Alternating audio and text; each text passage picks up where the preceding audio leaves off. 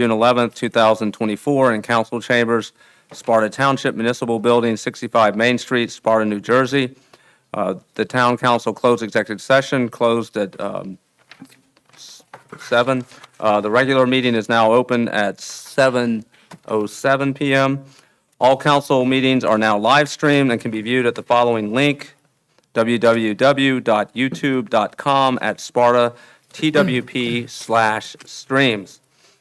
Adequate notice of this meeting was provided to the public and press on January 5th, 2024, by delivering to the press and posting on the township website a copy of the notice. Madam Clerk, may I have a roll call, please? Councilman Hertzberg. Here. Councilwoman Quinn. Here. Councilman Chiarello. I'm here. Deputy Mayor Blumetti. Here. Mayor Clark. I am here.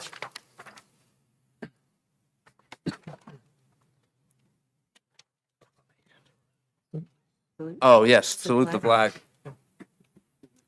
Take the other direction. Oh, wow. You move it. We're over here today.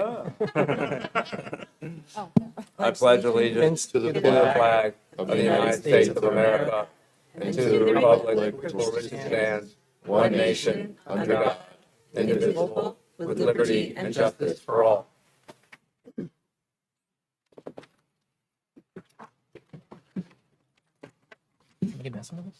Now, Roxanne, I did the resolution regarding the executive session. Do I need to do that again? No. We're done. Okay, just making Oh, sure. we're done. So we are on, welcome everyone to this meeting. We have a few proclamations to do tonight and to proclaim things that, and organizations that we, and issues that we are proud of.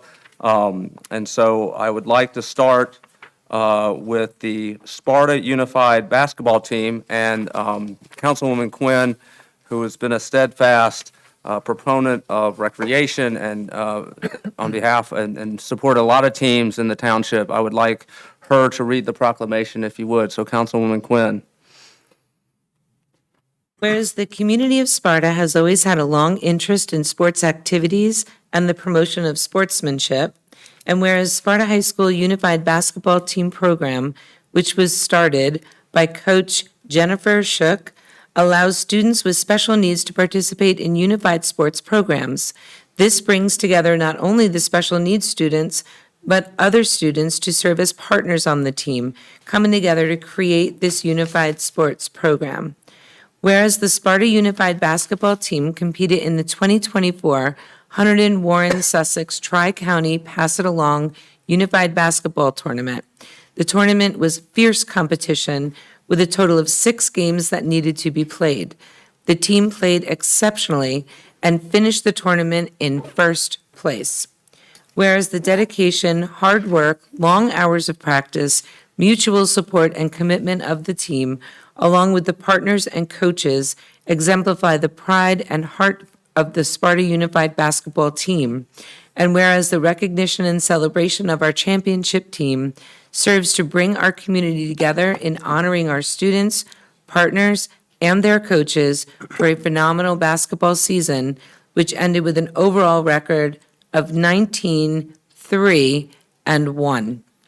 And whereas head coach Jennifer Shook, assistant coaches Doug Palerno, Melissa Crapel, and Diana Rodriguez should be commended for their commitment to the development of our youth through this remarkable basketball program.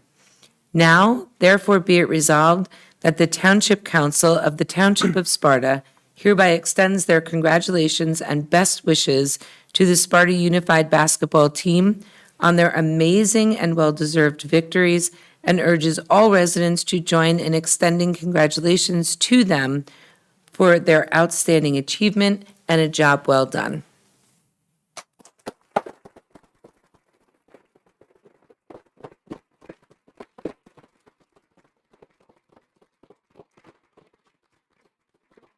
I'd like to invite the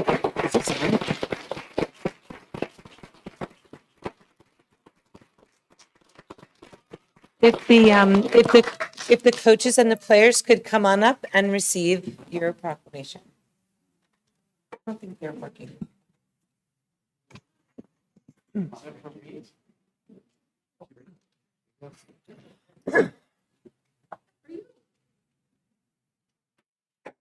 Congratulations. Congratulations. All right.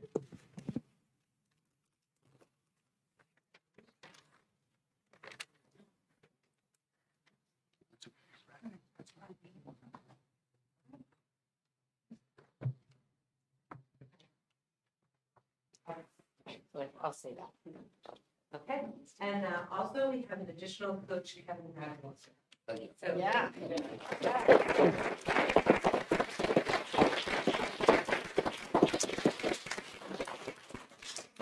you want to come and accept the proclamation? Thank you very much. Great job. Thank you for all that you do. Everyone is exceptional. Congratulations on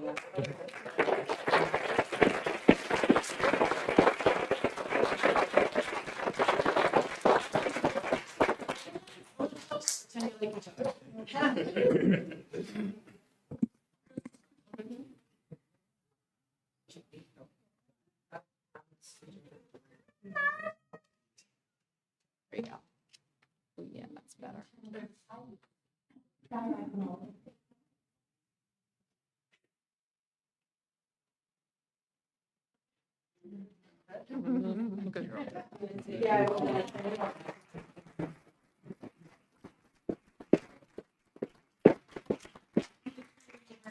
Jen for some words. Thank you so much. First, I want to say thank you to the town council for these beautiful Grab shirts. the microphone. Can you grab the microphone for the video? Yeah, Which one? there you go. Thank you to the town's council for these beautiful shirts. We just got back from Special Olympics Summer Games this past weekend. So these are designed by the town council. Then to our athletes that participated this weekend. As far as Unified and our basketball team, they continue to cease to amaze me. They come out, they play hard. When there's opportunities, they pass the ball to other players that don't get an opportunity to score. And that's just an absolute beautiful thing that our partners and our athletes do for each other and other teams. So there's no selfishness on the team or on the court. You have to excuse my voice. I have no voice. I've been screaming since Friday night. Another announcement is Sparta High School. We are actually going to have our own trophy case now at the high school in the cafeteria. And that'll be set up and available for everybody to view our accomplishments, view different pictures. I have pictures from when we started our program. It'll be for both Unified and Special Olympics to celebrate all of our athletes and all of their accomplishments. So their trophies will go in there, pictures from past and future and present. Well, you can't go future yet, so. As we progress through the years and we add new players and new participants, hopefully it'll be something that people will look at and want to be part of as they go through the Sparta School District. So congratulations to you guys. This is you, all right? You did this. So thank you again, Sparta Town.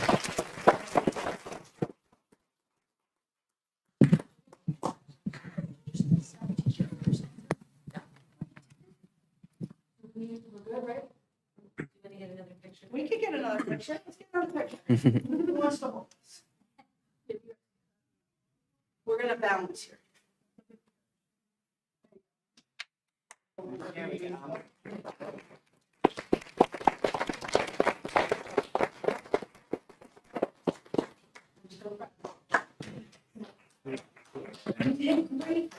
Yeah, congratulations, everyone.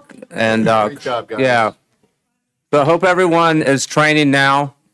Your season is one of the off seasons, so run those plays, do those free throws, stay in shape, so we can give you another proclamation next year. So, yeah, my pleasure. We're going into soccer season now. All right, well, just another championship to win. Very nice. Yes.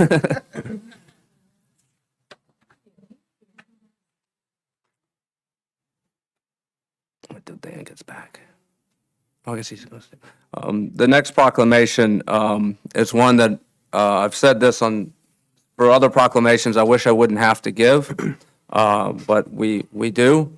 To proclaim about National Gun Violence Awareness Month, and Councilman Blumetti will read the proclamation.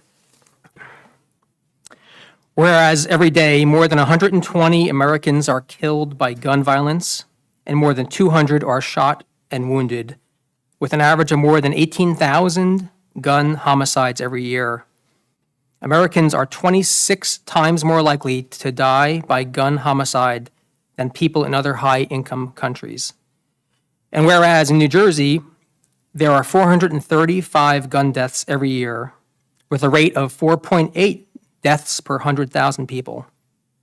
A crisis that costs the state $5.3 billion each year, of which $168,900 is paid by taxpayers. New Jersey has the 5th lowest rate of gun deaths in the U.S. And whereas support for the Second Amendment rights of law-abiding citizens goes hand in hand with keeping guns away from people with dangerous histories. And whereas mayors and law enforcement officers, in partnership with local violence intervention activists and resources, know their communities best and are the most familiar with local criminal activity and how to address it, and are best positioned to understand how to keep their citizens safe. And whereas gun violence prevention is more important than ever as we see an increase in firearm homicides and non-fatal shootings across the country, increased calls to domestic violence hotlines, and an increase in city gun violence. And whereas we renew our commitment to reduce gun violence and pledge to do all we can to keep firearms out of the hands of people who should not have access to them, and encourage responsible gun ownership and help keep our families and communities safe. Now, therefore, be it resolved that the Township Council of the Township of Sparta calls upon all citizens to reflect and renew our commitment to encourage responsible gun ownership, to keep firearms out of the wrong hands, and to serve as good neighbors within our community, as well as support safety and awareness and report issues of concern in an effort to keep all of our citizens and community safe. Excellent. Will someone like to please? We have, accept- some representatives from PFLAG. Please come forward. PFLAG, yeah. I'm sorry, reading something else. National Gun Violence Awareness the next month.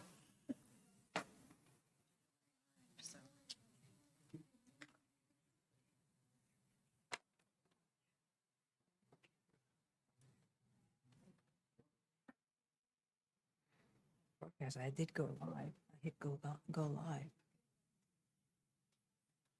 Thank you for being here tonight. Thank you for everything that you do on hard work.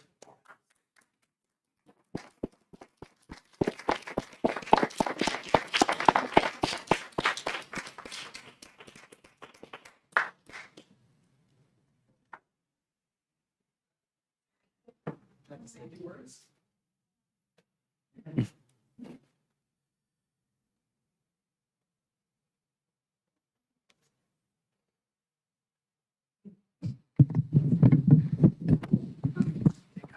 So first of all, I'd like to thank our city council for continuing to support us in our efforts here. Last year, when we did this, it started a conversation where the Sparta Police Department then partnered with a community organization that they were able to hand out free gun locks in the police department, which is a great opportunity in our community.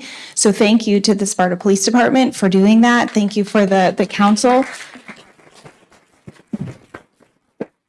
What you heard in the proclamation today about the support for the Second Amendment right and for our opportunity to just be responsible gun owners goes a long way in a community like Sparta. We know we have our hunters, we have high gun ownership. We also know we have a predominantly white community. And the thing that we don't talk about a lot is that while homicides have gone down, while you hear the number of gun deaths is only 400 or so per year in New Jersey, the thing that you don't hear is that suicides are rising year over year. You also don't hear that white people are at a significantly higher risk of suicide by guns. So if you think that our community is safe just because we live in New Jersey and it's the fourth lowest or fifth lowest gun violence rate, it's not just about what happens out in our streets. It's about what happens to our neighbors. It's about what happens in our house. It's about loving and accepting our neighbors and making sure that if they're in a moment of crisis, that gun is responsibly locked up and people don't have the opportunity to take their lives.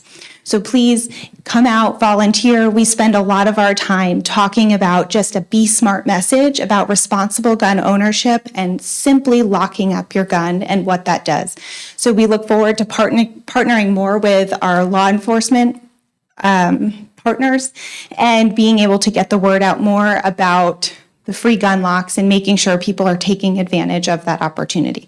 So thank you very much. We appreciate it, and we look forward to continuing to work with you.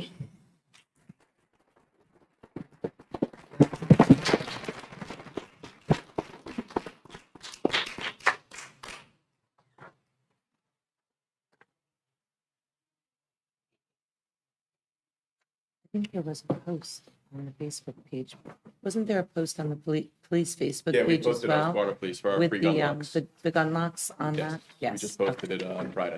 That's what I thought I saw. Okay. But Thank you you. still have plenty of gun locks left? We have plenty of gun locks, man. All right, so- Absolutely. I don't think people are using it. We need to work together and We gave out a lot, but we still have Okay. plenty left. So we ordered 500, and we still have quite a few. Fantastic. So I think for not only the people here, but the people listening at home, understand that there are gun locks that you can get from the Sparta Police Department for free. It's a way to secure your firearm and to help, we all, wherever you stand on guns, I think we all want them to be used safely and responsibly. So thank you, Nicole. Thank you to everyone, from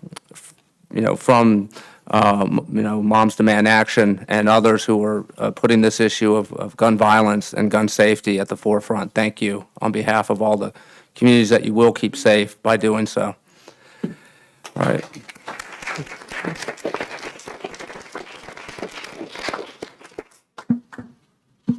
All right, next up, something that I have particular pride, no pun intended, in proclaiming. It is Pride Month. And I will read the proclamation. Whereas the Township of Sparta is committed to supporting visibility, dignity, and equity for all people in the community. And whereas the rainbow flag is widely recognized as a symbol of pride, inclusion, and support for social movements that advocate for LGBTQ people in society.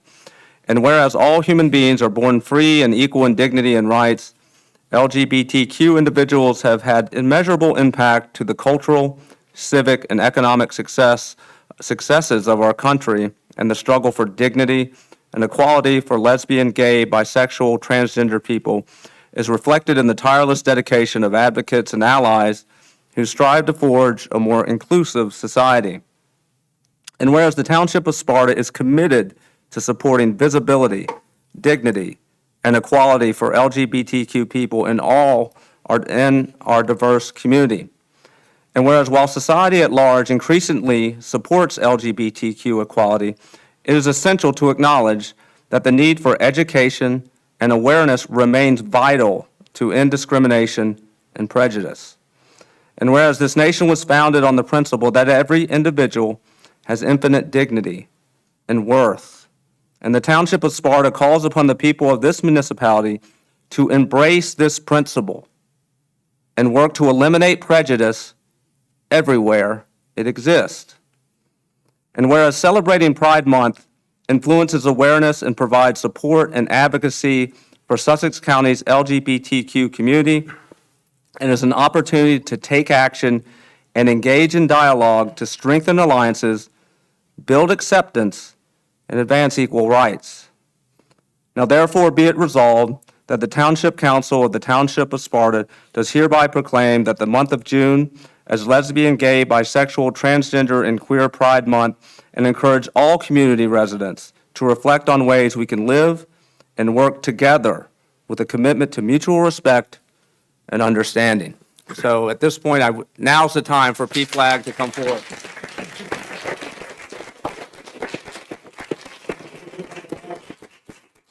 All of our allies, all of our PFLAG members,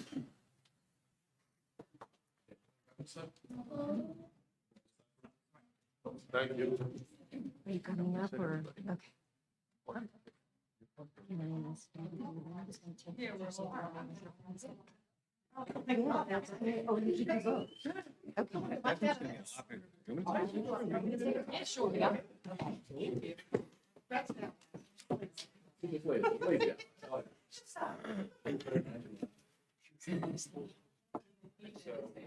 Why don't you say a few words?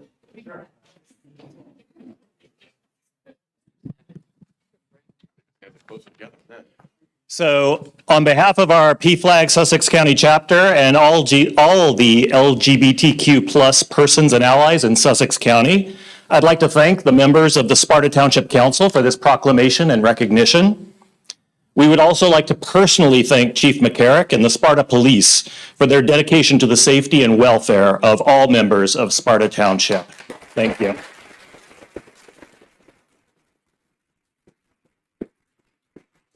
This recognition and support is particularly important in today's environment where some of our community's basic civil rights have been denied. No matter where an LGBTQ plus person lives or visits, they should enjoy the same protections as all other people. If anyone questions the need or importance of Pride recognition, I encourage you to reflect on the implications of the following statements. May you never know the fear of having your human rights challenged every time there's an election. May you never know the pain of watching loved ones vote against your individual right to exist fully, equally, and authentically. PFLAG is the largest U.S. organization dedicated to supporting, educating, and advocating for LGBTQ people and their families. We invite you to join us to create a caring, just, and affirming world for LGBTQ plus people and those who love them. Thanks again for the support of all the council members. Your support through this proclamation, lighting up the municipal building, and flying the Pride flag means a lot to us and all members of the greater Sparta community. Thanks.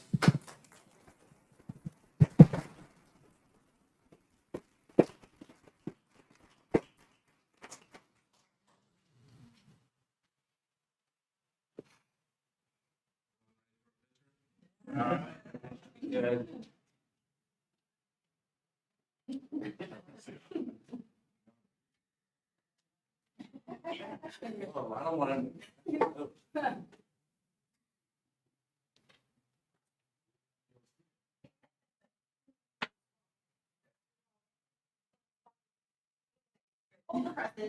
Oh, wait, I totally talked to you.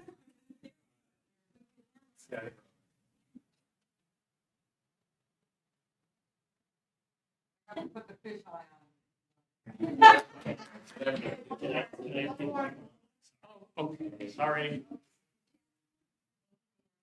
Thank you, Dan.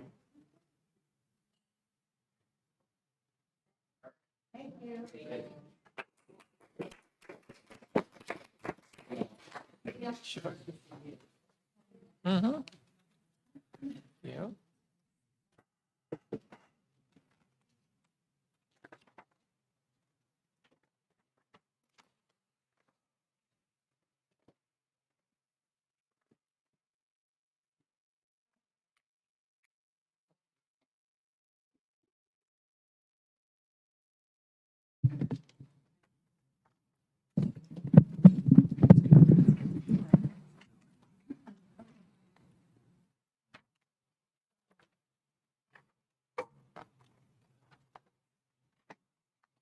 So we have no minutes tonight, but now's the time that people get to hear what's actually going on in town. And so it's the manager's report. So Manager Jim Zepp, please present your manager's report. Thank you, Mayor. Good evening, council and Sparta residents. At the recommendation of Fire Chief Chris Angelucci, I would like to appoint Scott Wood as a member to the Sparta Township Fire Department. Mr. Wood is a lifelong resident of Sparta who earned the distinguished rank of Eagle Scout while a member of Troop 82.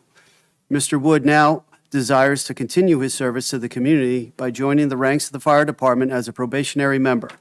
Chief Angelucci is confident that Mr. Wood will fulfill and complete the New Jersey state mandated Firefighter 1 requirement and become a great asset to the department. The Township Clerk has reported that the recent primary election day ran smoothly thanks to our Public Works Department. She and I would like to extend a very special thank you to Brendan Feldman, Matt Molinaro, and Joseph Scalia for their consistent dedication to set up and take down of election equipment for the 14 districts in our town, thereby ensuring a safe and seamless experience for the residents. In our Public Works Department, prior to Election Day, it was reported that one of the Sparta polling locations had a minor safety issue, and the Public Works Department resolved the issue again, ensuring a safe experience for the residents. You will notice on Resolution 9-3 on the agenda for the 2024 Road Improvement Program, Part 2. This will allow for the milling and paving improvements on Angelo Drive, Haywards Road, South Haywards Road, and Ridge Road. Our road crews have been preparing these roads for the much-needed improvements. An online auction for the sale of surplus property no longer needed for public use was held yesterday, resulting in a $17,796 of liquidated assets. I would like to thank Christine Smith and our Fleet Department for administrating this year's sale. In the library has a new software program to schedule and register for events. The old system is being discontinued by the vendor, and our library director and staff is happy with this new system, which has more functionality. These include incorporating the event calendar, rentals of library equipment, and the booking of the quiet rooms and meeting room. As per the mayor and councilwoman's request, our assistant engineer, Ralph Carchi, and I met with Mr. Castamore to discuss his concerns about the AOL Polymer Superfund site. We are looking into his concerns and will present any updated information as we receive it to the council.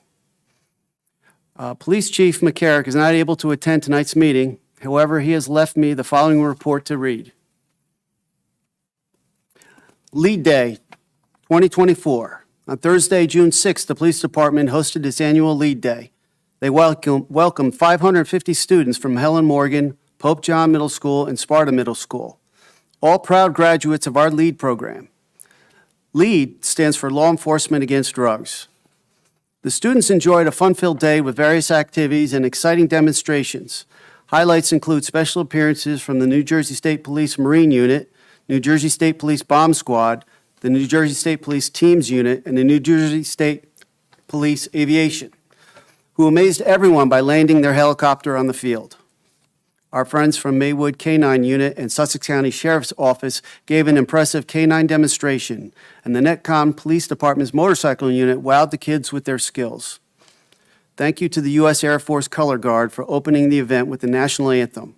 Our branches of the military, to include the Marine Corps and Army, were in attendance and handed out military swag. Thank you to Party King, who was our DJ for the day, playing music for the event and keeping us on schedule. Thank you to our amazing sponsors, Stop and Shop, Cloveberry, Culligan Water, Anderson Farms, Airmark Pools, Uncle Sal's, Villa Capri, and Pizza One. Your support made this day unforgettable for the students and the community.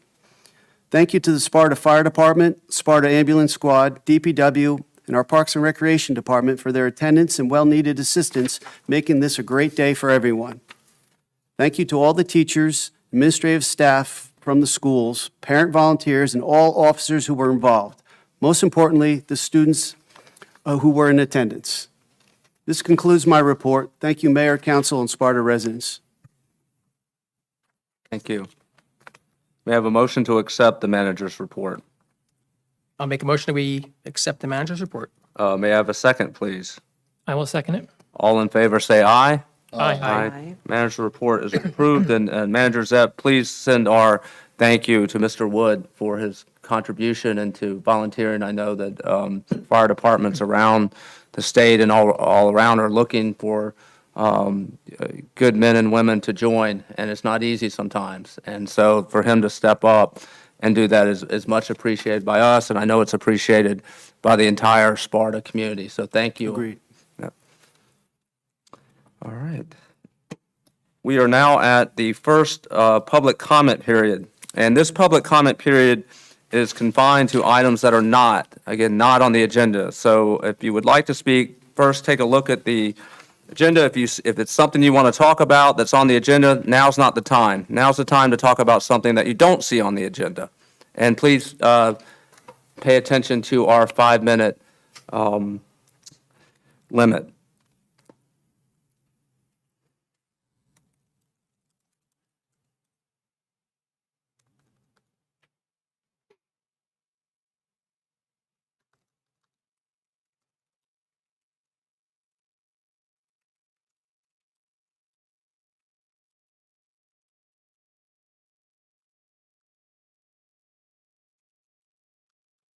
You can read that. And I forgot to say, state your name for the record.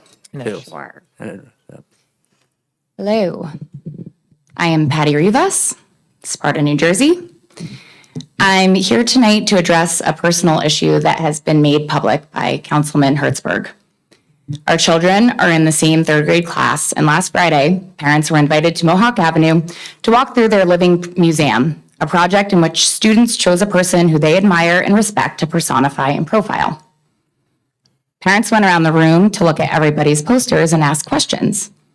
I asked every child that I spoke to why they chose the person they chose and took photos of students with their posters. The next day, I was made aware of a post on Councilman Hertzberg's personal Instagram account that named me, saying that I had scoffed at his child's project and some other things. Councilman Hertzberg, I genuinely apologize if that is how you interpreted my interaction with your son, because that is certainly not how it was intended. I was standing right there. I watched the whole thing happen. I will get to that point. Oh, do I have my 5 minutes? Go ahead. Because let me tell you, what you saw was shock. As I'm walking through and I'm asking students and I saw your son's project, I looked up and I saw your son dressed as former President Donald Trump, who had just 2 weeks prior, not even 2 weeks prior, been convicted of 34 felony counts. My initial reaction was shock. And you even said in your post that you were proud of your son for picking such a controversial topic. So if you knew that going in and you saw my shock, clearly you were anticipating this. So I do apologize, regardless of what you think. I would never, ever, ever intentionally hurt your son. I'm sure your pictures were genuine, just. I took pictures of, okay, let me get to that so I don't miss any of my points. You were there in the room, less than 10 feet from me. If you had an issue with my interaction with your son, you could have, should have, pulled me aside and had a conversation with me. Instead, you chose to stay silent and blast my name on your Instagram account, saying that I have your attention and that you're going to step in. You also said that our town is in danger of becoming unrecognizable and that you hope there are still people out there willing to fight for it before it's too late. As someone who has openly called for citizens to exercise their Second Amendment rights to protect themselves, their families, and their fellow citizens, this call to action is not only irresponsible, it is dangerous as a public official. Whether you intended to or not, you have put me and my family in a dangerous situation. Okay. I stood here just moments earlier accepting a proclamation declaring June as Gun Violence Awareness Month. I joined Moms Demand Action to protect our community and to keep our children safe. I hesitated about speaking here tonight because I didn't want to conflate that with this. I feel it's my duty and responsibility not only to stand here and defend myself and my family, but to defend the citizens that live in this town, that we have a public official who can sit there and use intimidation tactics and strategies to retaliate against the constituents you represent. Why didn't you speak to me? Because I went to the officer and let him know that I was going to speak to you first. And I was still there. Because the minute he came in and said what he said, you were gone. I No, walked around looking that for you. is false. That's false. I had to run to Alpine to go to the Barnyard musical for my other son. I was there. I went around. You were still there. I saw you when I left. You didn't approach me. And you didn't even go around to look at other children's projects. You stood there hawking in front of your child's table. Yes, okay. Well, that's what I saw was you standing there baiting people, waiting for somebody to say something. I would never hurt your son. Me and you, we don't align on anything. But your son is an innocent child. I would never attack an innocent child. I told him after my initial shock, I felt like I rebounded quickly. I said, who did you do your project on? Why did you pick him? Great job, buddy. Can I take your picture? I asked other children. I have pictures in my phone of many other children with their posters. I didn't publish them anywhere. I didn't post them anywhere. That was the whole point of this project. I also went to the Barnyard Musical and took pictures of those children. This is what it's all about. It's not an attack. It's not an attack on you or your son, but for you to publicly declare my name on your social media channels and invite people to fight and retaliate me, that's an attack. Not what I said. Okay, thank you.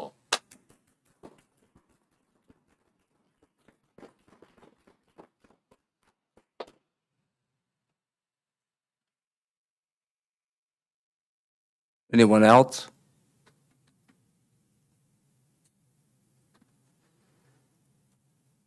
Hi. Again, it's items not on the agenda, and state your name, and please be mindful of the 5-minute limit. Thank you. Absolutely. My name is Michelle Zenz. I own the Salad House of Sparta, and I wanted to know, I've sent an email to you previously as well to the Chamber of Commerce. I'm trying to understand if there's any sort of a coalition or anyone that's getting together to figure out what is being done to assist the businesses that are indirectly affected by this closure. My sales are down. I now have to, out of my 14 out of 20 employees, 14 that live in Sparta, I have to fire at least 2 of them. So that's 2 more residents of Sparta that'll be without a job. I'm in a place now, I probably have a month before, if I'm running these same numbers, I have to fire additional employees. What is going to happen? I understand that this was not the intention in any way, that this was not how anyone planned it to happen, but is there something that's happening to be able to assist in this situation over the next few weeks? That's what I'm looking to find out. Sure. Do you have any other thing? 'Cause I don't want to take your time. Okay. I did get the email. Apologize for not responding, but I did look into that. At this time, there is not within the context of the emergency declaration an appropriation to take care of, businesses that have lost money as a result of the closure.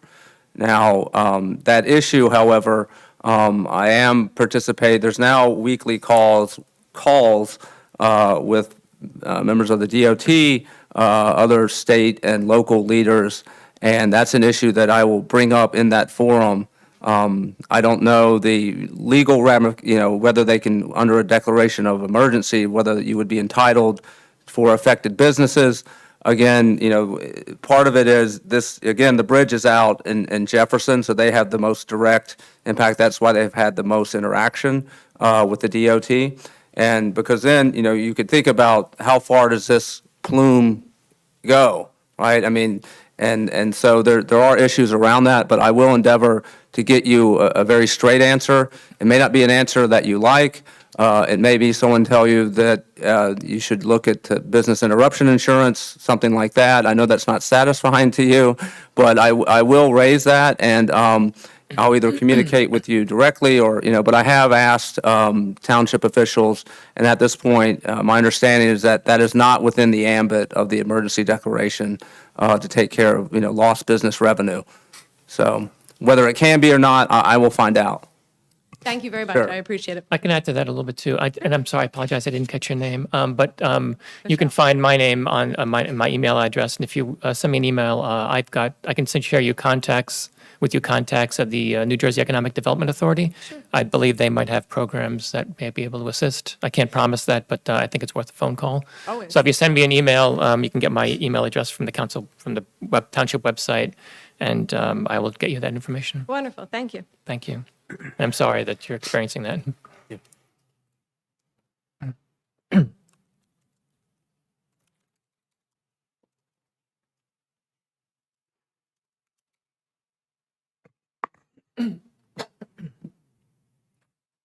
Good evening. My name is Linda Coombs. I live here in Sparta. I just wanted to take a quick moment and thank the council, Mayor, Councilman Chiarillo, and of course, Councilwoman Quinn for your support and help and advice dealing with the proposed program cuts at Sussex Tech High School. So thank you so much. It seems like we have a path forward, and not knowing where to turn and knowing that I got some really good support and advice, I just wanted to come out and say thank you. So thank you very much. Our fight isn't over, but we're definitely on a path for next year and hopefully keep moving forward. So thank you again. Thank you for coming tonight.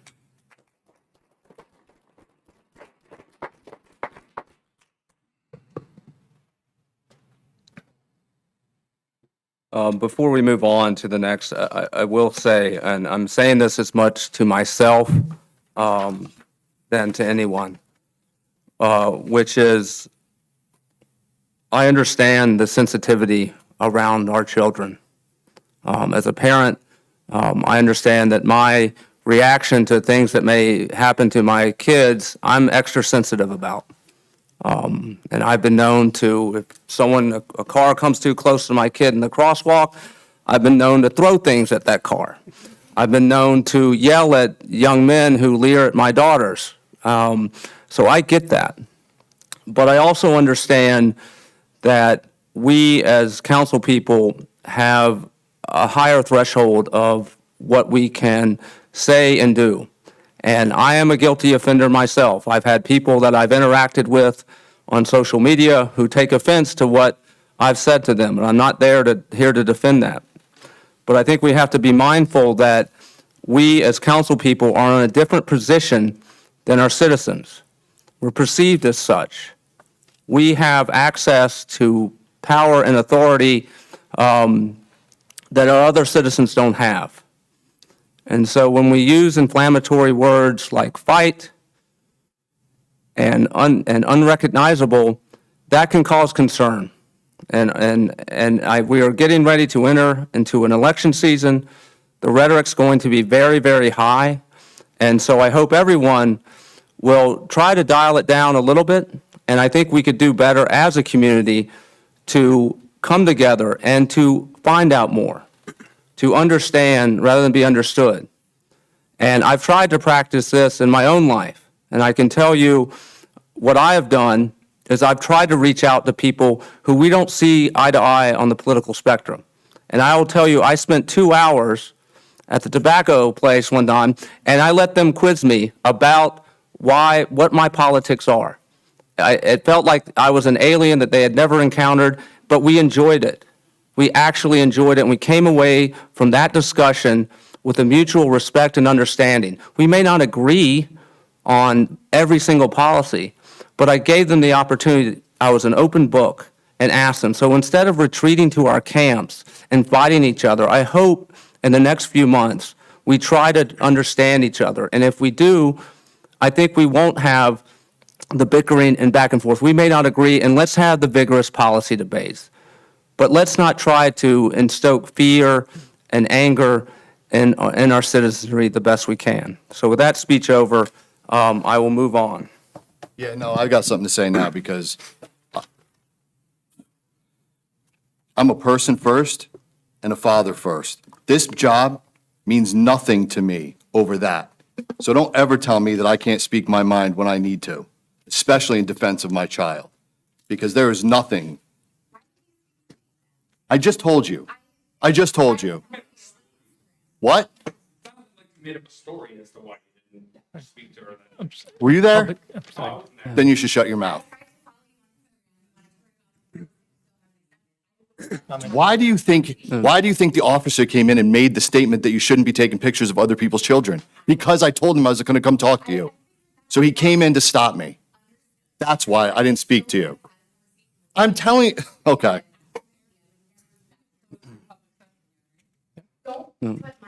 Say we're public session's over. Don't address my child, ever. Come on. You have him dressed up like Trump and expect nobody to be shocked. You want to be shocked? Say something to me. Oh, boy. Okay, why don't we move on?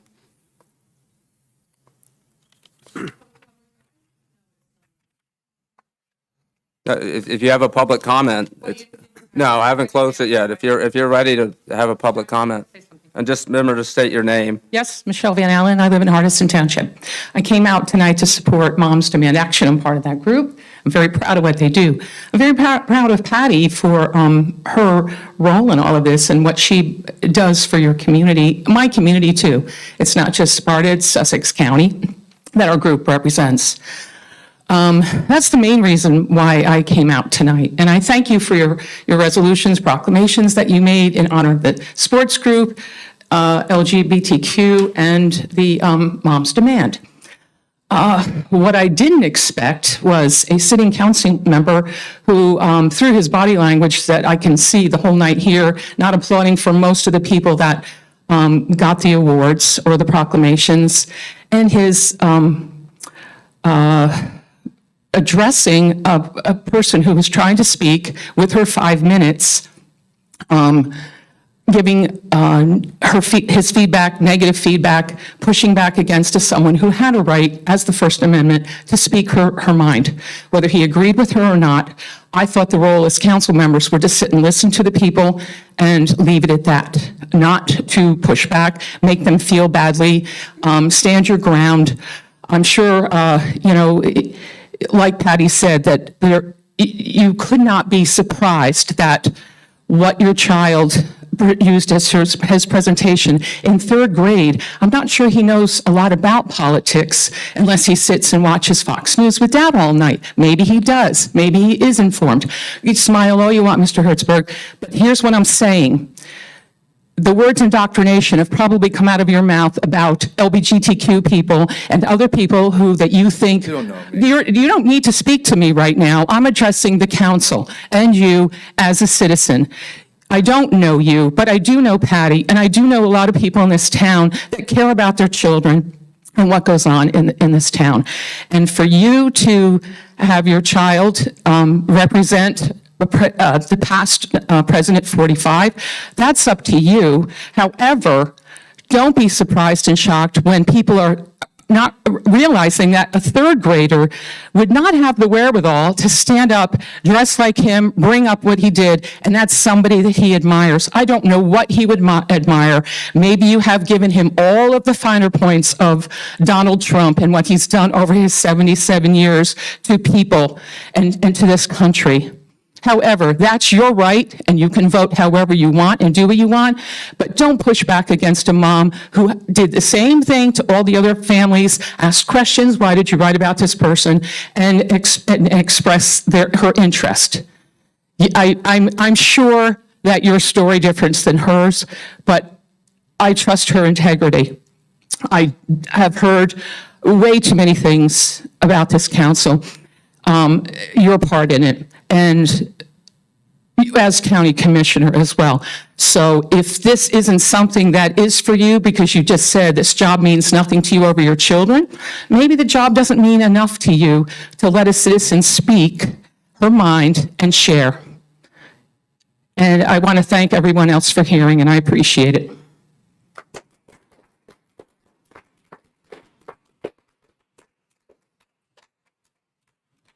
Any other members of the public wishing to be heard? Okay. With that, we will move on to the expenditures. Deputy Mayor, would you please read the expenditures for June 11th, 2024? I make a motion that we approve the expenditures for June 11th, 2024, totaling $640,000, $898.32. May I have a second? I will second it. All those in favor say aye. Aye. The expenditures dated June 11th, 2024 has passed. We're now at the introduction of an ordinance. Madam Clerk, could you please read the title of Ordinance 2406? An ordinance accepting the deed right-of-way dedication from Delmar Woodport LLC to the Township of Sparta. May I have a motion to introduce Ordinance 2406? I make a motion that we introduce ordinance 2406. May I have a second? I will second it. And before we go to a roll call vote, Mr. Zepp, what is your understanding of the purpose of this ordinance? Well, just as the ordinance read, this is that project across from East Mountain Road. What happens is they've changed the land configuration, how it relates to the roadway. And so due to those change configurations, we had to put forth a right-of-way dedication from the new layout as it affronts the roadway. So the right-of-way is used for utility lines and common good areas for the snow to be placed and whatnot. And so because of the change of the site, they had to dedicate part of that property for the right-of-way use for the township. And am I right, the dedication was part of the approval at Yes. the time it was approved by our planning board? Yes, Okay, just as it's stated in the ordinance. okay, thank you. Yep. All right, any other questions from anyone? Okay, may I have a roll call vote, Madam Clerk? Councilman Hertzberg, Yes. Councilwoman Quinn, Yes. Councilman Chiarello, Yes. Deputy Mayor Blumetti, Yes. Mayor Clark. Yes. Okay, next is, Madam Clerk, could you please read the title of Ordinance 2407? An ordinance of the mayor and council of the Township of Sparta amending chapter entitled Comprehensive Land Management Code to update and amend subsection 2 definitions and item 3 parking standards of subsection design standards of section 18-5 site plan and subdivision standards. May I have a motion to introduce Ordinance 2407? I make a motion to introduce ordinance 2407. May I have a second? I will second it. And we'll have a further discussion at the hearing where we can get into the purpose of this ordinance, why it was, how it's generation through the planning board, et cetera. Now is not the time. So may I have a roll call vote? That's not this, right? Councilman Hertzberg, Yes. Councilwoman Quinn, Yes. Councilman Chiarello, Yes. Deputy Mayor Blumetti, Yes. Mayor Clark. Yes.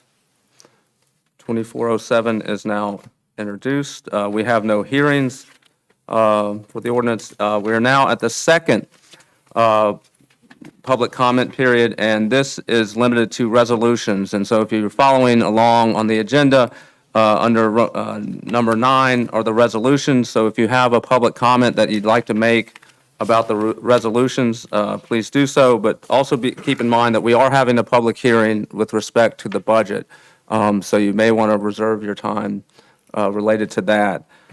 So if you have probably anything to say about resolutions 2 through 6, now would be the time to do so.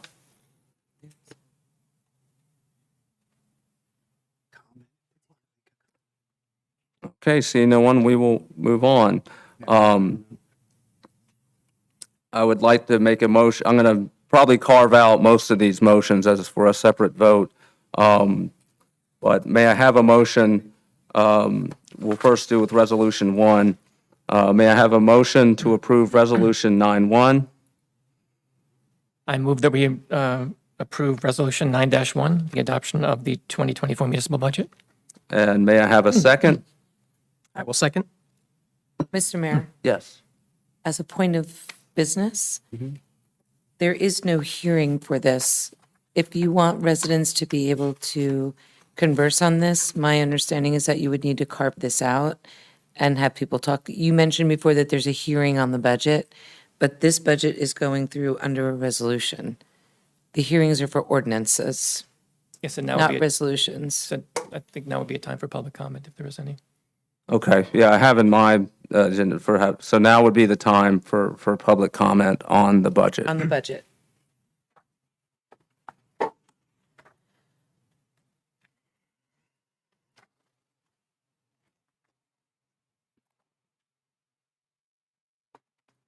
Well, seeing no public comment, I will then move forward. Did we get a second on we did, okay, so I'm going to do this one as a roll call. I don't think we can still do it as a roll call. Is that right? Are we not making comments?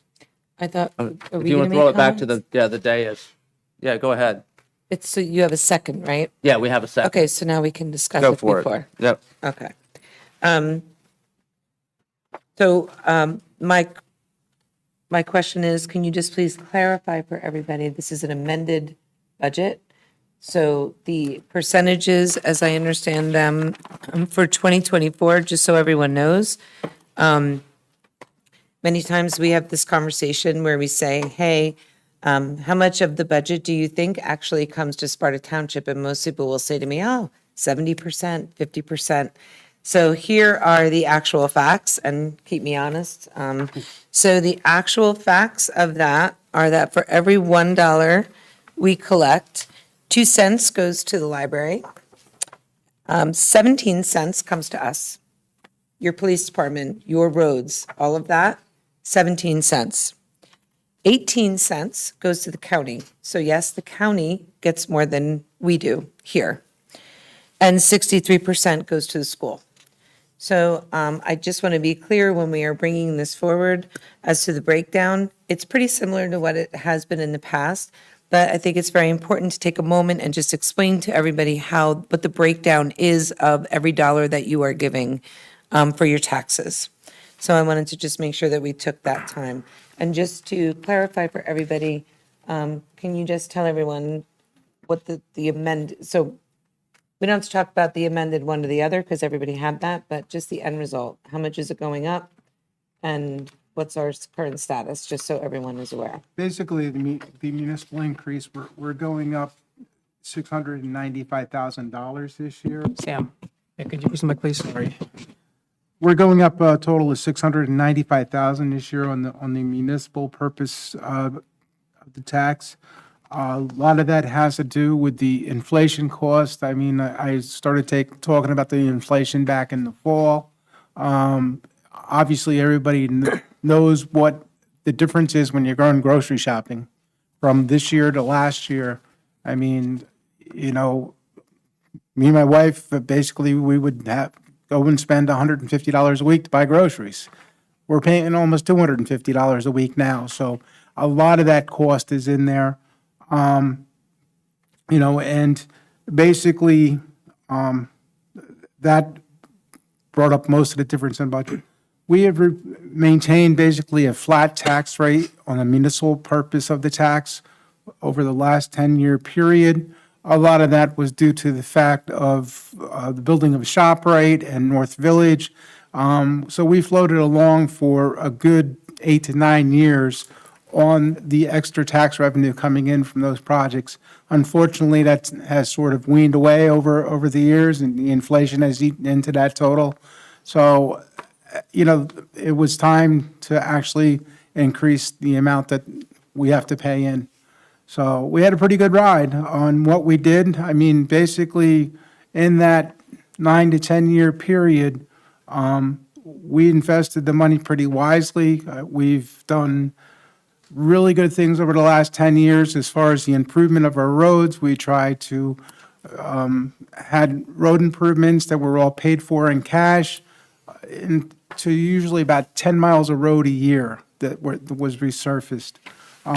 Maintained our infrastructure. We've bought a fire truck. We've bought, so we've bought all the stuff that helps keep the value of this town at the highest level it can be.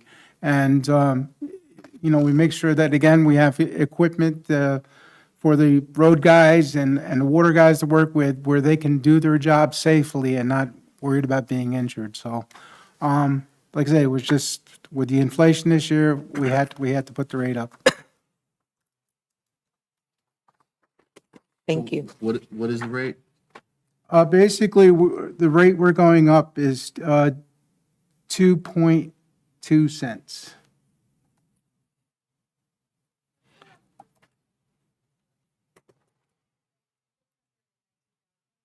It's the actual percentage amount is 3.94%. The school board, I didn't have the actual figures, so I asked them. They came in about a 2%, but they're a much wider base of tax dollars that we're doing. And as near as I could figure from looking at the county budget, we're going to go up about 2% on that as well. And actually, again, this year, we crossed over to the fact that we are actually, even though our budget went up, we're actually paying more tax dollars to the county than we pay ourselves. So, And how much surplus is it taking to keep it at 3.94%? Higher. This year, we are using, which is the least amount of surplus we've used in the last 3 to 4 years. We're using 4.7 million to fund this, 4.750 to fund the budget this year. Do we expect that we will be able to get that back this year? We should be able to get that back in the, increase in the tax rate and stuff like that. It'll come back into through the amount to be raised by taxes. So, But we'll have to continue with that tax rate to keep that going. yeah, unless we get a, increase in So construction. so either we get a large-scale project in Sparta, or the taxpayers will continue to pay that bill. Yeah, or marginally have it come up. One of the things that we're also working on doing this year that's going to save us money, hopefully on the tax rate, is we're going to start doing what we call a rolling reval. Now, a lot of you remember the last time we did a reval in town was between 2013, 14, 15. That's when they would come around to your house and look at everything and try to reassess your house. What we've got now is basically, we're engaging with a firm that will do 20% of the town for each year. So we'll constantly be bringing in a little bit more rateable base to try to level out the field a little bit. Makes a lot more sense. It's a lot cheaper. You figure the last reval we did, we spent, probably it was almost $900,000, and this one will probably only cost us about $75,000 to $80,000 a year. So that's one of the things, again, we're trying to look at to increase our base as well as maintain our taxes at a more level pace. Any other questions from council? I had a couple of observations about the budget that I'll share. So again, as we mentioned, we're asking for an increase of about $700,000 or a little less than 4%. There are two main drivers of this. One, as we mentioned, is the higher cost of goods sold, goods and services, and for salaries. And we've all seen the cost of goods sold coming up. I think the consumer price index has gone down to about 3.4%, I think it is now. But when it reached 7 or 8 during the pandemic, those increases over the past couple of years were absorbed, as we said, from the cash reserve. So as far as the salaries are concerned, I'm happy to say that we have management in place now that is taking really good care of our township staff. And we did recognize that there were a number of parts of our township staff that were understaffed and employees just stretched too thin. We actually hired a net new, my understanding is about 5 or 6 people over the past couple of years to fill in gaps where people were stretched too thin. In May and June of 2023, we approved new collective bargaining agreements for our DPW staff, dispatchers, and police. So they included a significant increase in some areas of our DPW staff because our salary structure was not competitive. And we lost about 6 people, my understanding was, especially those that had a commercial driver's license. So we increased our compensation with the new CBA, and I think that is, and at some point you need to, that expense comes back to the town. It was a good investment to make. I'm happy to make investments in our employees. That was one driver. The police department budget increased, I think, about another 7%. And again, our dispatchers and our superior officers were part of the CBA agreements that we all took care of last year successfully. As far as the cash surplus goes, and in 2010, our cash surplus reached a low of about $1 million. And again, our surplus ebbs and flows as the bills come in, expenses come in, expenses go out. When measured at, so we have a point in time of the end of the calendar year. At 2010, we had a low of about $1 million in our cash reserve. Over the next couple of years after that, we steadily increased that to about a high of $12 million in 2021. That, by all accounts, was an excessive amount. So since then, we had an intentional drawdown of that cash reserve since 2021 to levels that we think are recognized as being a healthy level, which is about 25% of our total expenditures. So we ended the last year's budget with a surplus of $7.9 million, which Standard & Poor's, in their letter to us on June 5th, called a very strong cash reserve. Again, they recognize that a healthy level would be about 25% of expenditures, or about 7.7 million. We were at 7.9 million last year, and we expect that number to stabilize now with the actions that our CFO just mentioned. And then we also, another thing to consider is that our brownfield development is probably going to net us about $450,000 a year or so when that project comes online, hopefully in 2024, 2025. On the revenue side, our valuations increased by about $4.5 million over last year. Sparta has been moving overall to more of a commercial and industrial tax base. The commercial and tax valuation was about 11.1% of our total property value in 2016. In 2024, it's 11.3, so an increase of about 1% there. And since 2022, we added about $8 million in commercial and industrial valuation.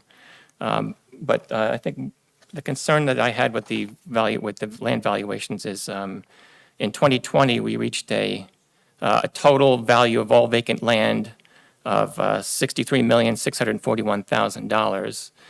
In the 4 years since, our total value of vacant land, undeveloped land in the town, has dropped from that $64 million to about $39.5 million. So we lost about 38% of our total undeveloped land over the past 4 years when measured by valuation. So in sum, again, we have about an $8 million in reserve, a AA+ credit rating from Standard & Poor's. Our bond debt is nearly eliminated, and for all those reasons, I'd like to thank our Chief Financial Officer for taking good care of us over the past couple of years. And that's all my comments. So I just have a question from what Dan said. So I was never aware that we were intentionally drawing down our surplus. That's something that was intentional that we did? No, it's just as basically worked out as the inflation. Well, it said in the Standard & Poor's letter from June 5th, and I'll read the section I had right here. The AA+ rating reflects our view of the township's wealthy tax base with participation in the New York City Metro, which supports a strong financial profile and healthy reserves and low debt. Although the township has intentionally drawn down a portion of its reserves in recent years, we expect, based on conversations with management, that the reserves will stabilize at very strong levels. Place, you're as high as 10, 11 million, and you never raised taxes in all those previous years. But it wasn't intentional. Yeah, Jim, you may want to say you may want to respond in the microphone to your response. Again, usually, we did very subtle increases in those years, but it wasn't intentionally to draw down the fund base. It was trying to stabilize the base for the residents.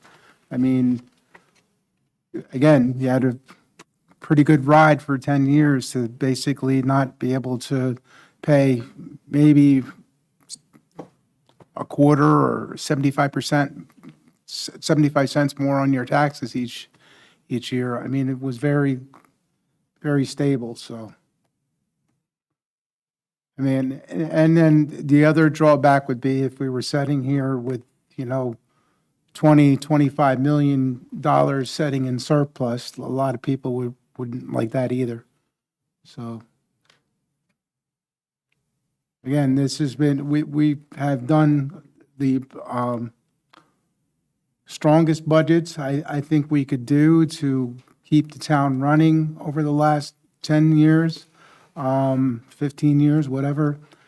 It basically, again, the town is in decent shape. We've maintained our assets. We've basically, I think in that period, we've probably just about paved every road in the township that's a paved road that the township owns. We've maintained a fleet of probably close to 100 vehicles in that time, replacing them in a time that it's safely and most economical. Again, we want the employees' safety that are driving those vehicles to be at a concern as well. So I'm just wondering, why we didn't have a budget hearing since it was pulled back and revamped for the public. I was under the impression that we were actually going to do a budget hearing tonight, but I don't think the public knows that we're doing this, and with the first large increase in tax percentage in, probably 9 years, I think that's something that the public should weigh in on. Isn't that what this is? It was just listed as a resolution, not a hearing. Well, it is the public hearing. We have to have the public hearing before we can adopt the budget, so. But resolutions don't usually have hearings Every other So- time, we listed it as a hearing for the Yeah. public. as a hearing. I've never seen it done like this before. We did have a budget workshop for the public. But then it was Month and a half pulled ago? back But and the budget changed. workshop was on the first budget that we did. The budget was pulled back and changed. Has this been available to the public for the last few weeks? Been posted. Yeah, 4 weeks ago, I think, 2 meetings ago, we posted it. And we've announced that we were having a hearing in prior meetings, is that right? My understanding is that we have. It was advertised, the budget was to advertised the in the microphone. papers. The budget was advertised in the papers, but there wasn't a special announcement for a hearing. We had the budget hearing, that was noticed. When we had the original budget hearing, it was noticed. Right, exactly. But I know from the dais, the people have said there would be a hearing once the budget is introduced. So It has to be introduced, and then 28 days later, you have to have a hearing. Mhm. So it's the hearing of it, but it's not, it's not a separate meeting. It's part of the regular record. yeah, so at the time that we introduced it, we would have said that in 28 days, there will be a hearing. Right? That's common when you introduce a budget, is to say in 28 days, there'll be a hearing. Okay. The last hearing, they made a public announcement about it. Then it got pulled back, changed, and then put out quietly. Well, we introduced it in the, what's the date of this thing? The May 14th meeting under Resolution 9-13. That's fine. This is the way you guys want to do it. That's fine. That's the way it's done, so yeah. Yeah, we'll do it the way it's done. So, And in the resolution, it says, the township, in so much as the conditions set forth shall be met as follows, a complete copy of the approved budget shall be posted in the municipal building. And I think we remarked that day that it was posted, or at the time of the meeting, that was already on our website, and said that the budget would be available to each person requesting the same prior to a public hearing held on June 11th, 2024, which is today. So on May 13th, we announced that we were going to have this hearing of the budget today. and Councilman Blumetti, did you have any comments about the budget? Just, a lot of it was covered already, but just a couple other things to highlight. This still includes $3 million for capital projects, which is great. We did not have to cut back on that. That's always important. Also, reflected in this budget is an ongoing deficit with our sewer system that it, takes a decent portion of the Yeah, we need to place address in the that. budget, put it that way. So, and that has increased even further this year by another $125,000. So, $250,000 to cover that deficit is reflected in here at this time. So we just want to make sure people know we're accounting for that.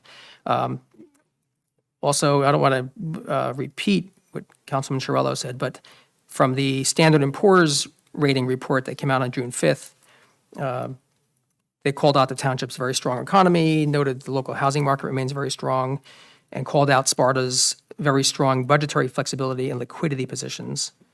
Then also in a separate report from the rating agency presentation that comes out to accompany our recently approved bond sales, that was May 29th, highlighted two similar comments.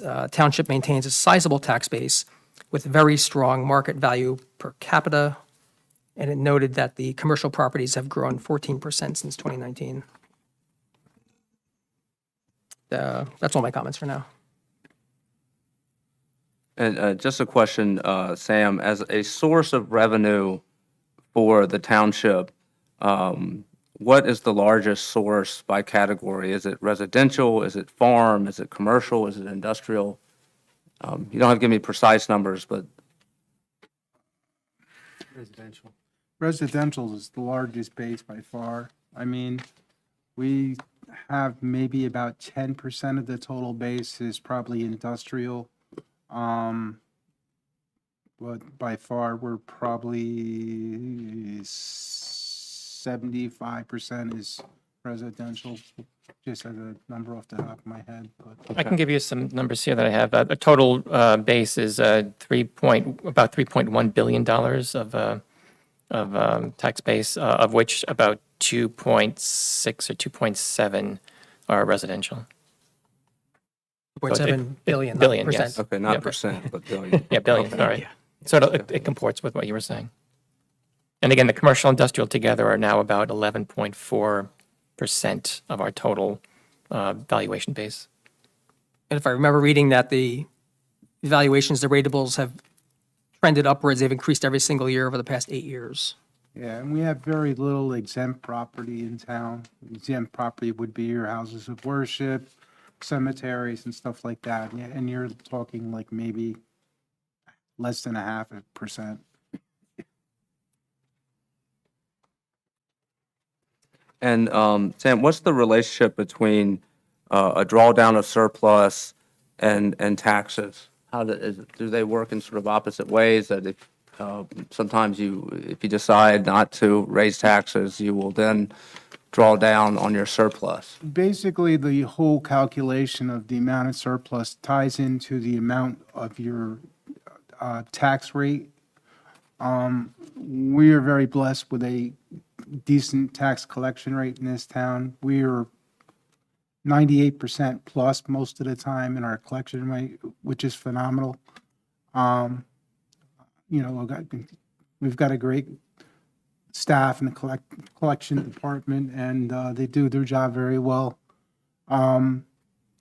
So basically, we're rarely good with that. So basically, one of the things we do is we have to, what I have to do is I calculate at the end of the year and figure out what our percentage of collection is, and basically figure in like a number where I need to back that off. Like maybe I have to back it off 0.5% or back it off a percent to take what they call the reserve for uncollected taxes. That's calculated into the budget. So that's a number that's raised into the budget just because you know that you're gonna have some bad debt. So it's basically that number is the one that keeps us there. I mean, usually conservatively, I back it off about 2% from what the actual collection rate is, somewhere's in there to give us that buffer in case somebody doesn't pay their taxes. The only thing you have to remember is we are the collection agency for all of the other government entities that we serve, the school board, the county, everything else. We're the collection agency. So unfortunately, if we don't give ourselves enough latitude, we can run out of money because we have to pay the school or we have to pay the county. So that is something that has to work into the whole equation as well. But you do not need to use surplus to keep a zero tax rate, because for what, 8 or 9 years, we grew the surplus, had a zero tax rate, and paid down debt. Correct? Yes. Up until about 2022. Yes. Okay. Yeah, I think the counter to that, the other point is that we were understaffed for years. From what I understand. then you don't spend Let money me at all. speak. Let me speak. So we were understaffed for years. We need to upgrade the CBAs. I think we have a fully functioning staff now in departments and better able to serve the public. Well, I just want to be clear that while it is true that we hired some new employees, it is unfair to keep going on like this to make it look like the increases to this budget are solely or primarily based on employees that we hired. This increase is not as a result of our employees or our staff. It is more so of basically a situation of, it's the state of a lot of different things. It is not having the offsets that we had once with ratables. It is inflation that is through the roof, as Sam said. Anyone that has bought anything knows, we see this coming. We made a conscious effort during COVID to make sure that we, with everything going up and different things of that nature, we remained committed to the Spartan residents and kept it flat because we knew our residents were struggling. So these are a lot of things that have been going on now, and halfway through last year, prices of everything went up. But I don't want anyone leaving here thinking that the whole reason for this increase is because of our staff, because that is not my understanding of it, and that is not fair. So I want to be clear. We have other things that we didn't have going on right now. We have an economy that is wildly unpredictable, inflation that is through the roof. When we start talking about paving roads, all of that, all those, you could shake your head, but it's the truth. Well, everything that we are buying to do the oils and all the products and all that kind of stuff, it's all gone through the roof. That was not in the budget. I don't know if anyone, maybe I'm the only person in the world that last year did not budget to spend 75% more to grocery store. I didn't. That was not how my budget worked last year. Same for us. The other thing is we have other things. We do not have, the ratables coming in. We have litigation things that we have to budget for right now. We have healthcare costs that the state maintains and the state drives that is outside of our control. Again, I don't want to belabor the point. I just want to make sure that everyone leaves here tonight understanding that the increase in this tax, in this budget, is not solely because of our staff, because that is it's unfair to me to be framed that way so that everyone thinks it's on them, because that is just not the case. I don't think, I would never speak in absolutes. No, I know, Dan, but I mean, there was a lot of statistics in there, and I'm not saying that. What I'm saying is I want to be clear that through all of those statistics and ads and budgets going up and down and the other way, I want to clarify that that is not the only reason why this budget's going up. I'd just like to clarify, and I agree with most of that too.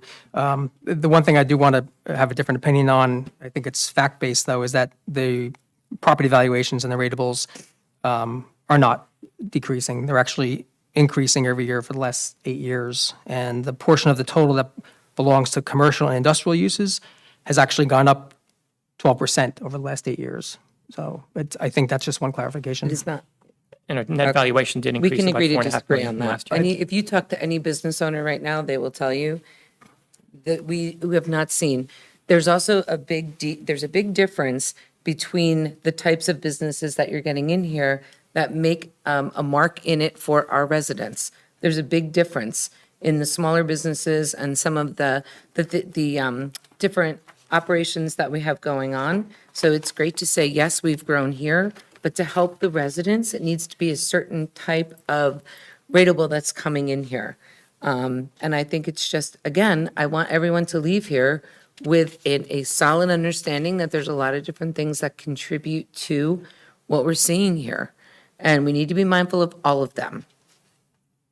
Yep, I don't disagree with, again, most of that, except the ratables. About the type of ratables, there's different benefits from the kind of companies that are here perhaps. In terms of financials, the ratables are still going up, so that shouldn't be seen as a reason for the tax increase, because the ratables have gone up. Absolutely is. It's not going up at the rate to cover the tax increases. Correct. Like it was in the past. Correct.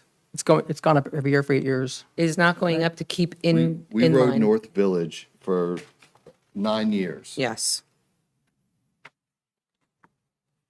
Actually, I think it's a lot less than that, based on the data that was given to us by the manager. But as far as commercial development, as a percentage of our ratables has gone up from 2015 to 2024, and now it's at its zenith at 9.93% of our ratable comes from commercial. That's gone up. But I also think, as part of that discussion, there is always the trade-off between increasing commercial ratables, which only comprises 9% of our budget, with what effect that would have on the residential assessment. And so there is a relationship between commercial development and residential. And given the largest source of our income is from residential, at least in my opinion, the focus should be in making sure we keep the property values of our citizens high. That's not only to benefit the citizens, it's also to benefit this township, because it's the largest source of our revenue. If it goes down, then we've cut off the biggest spigot we got.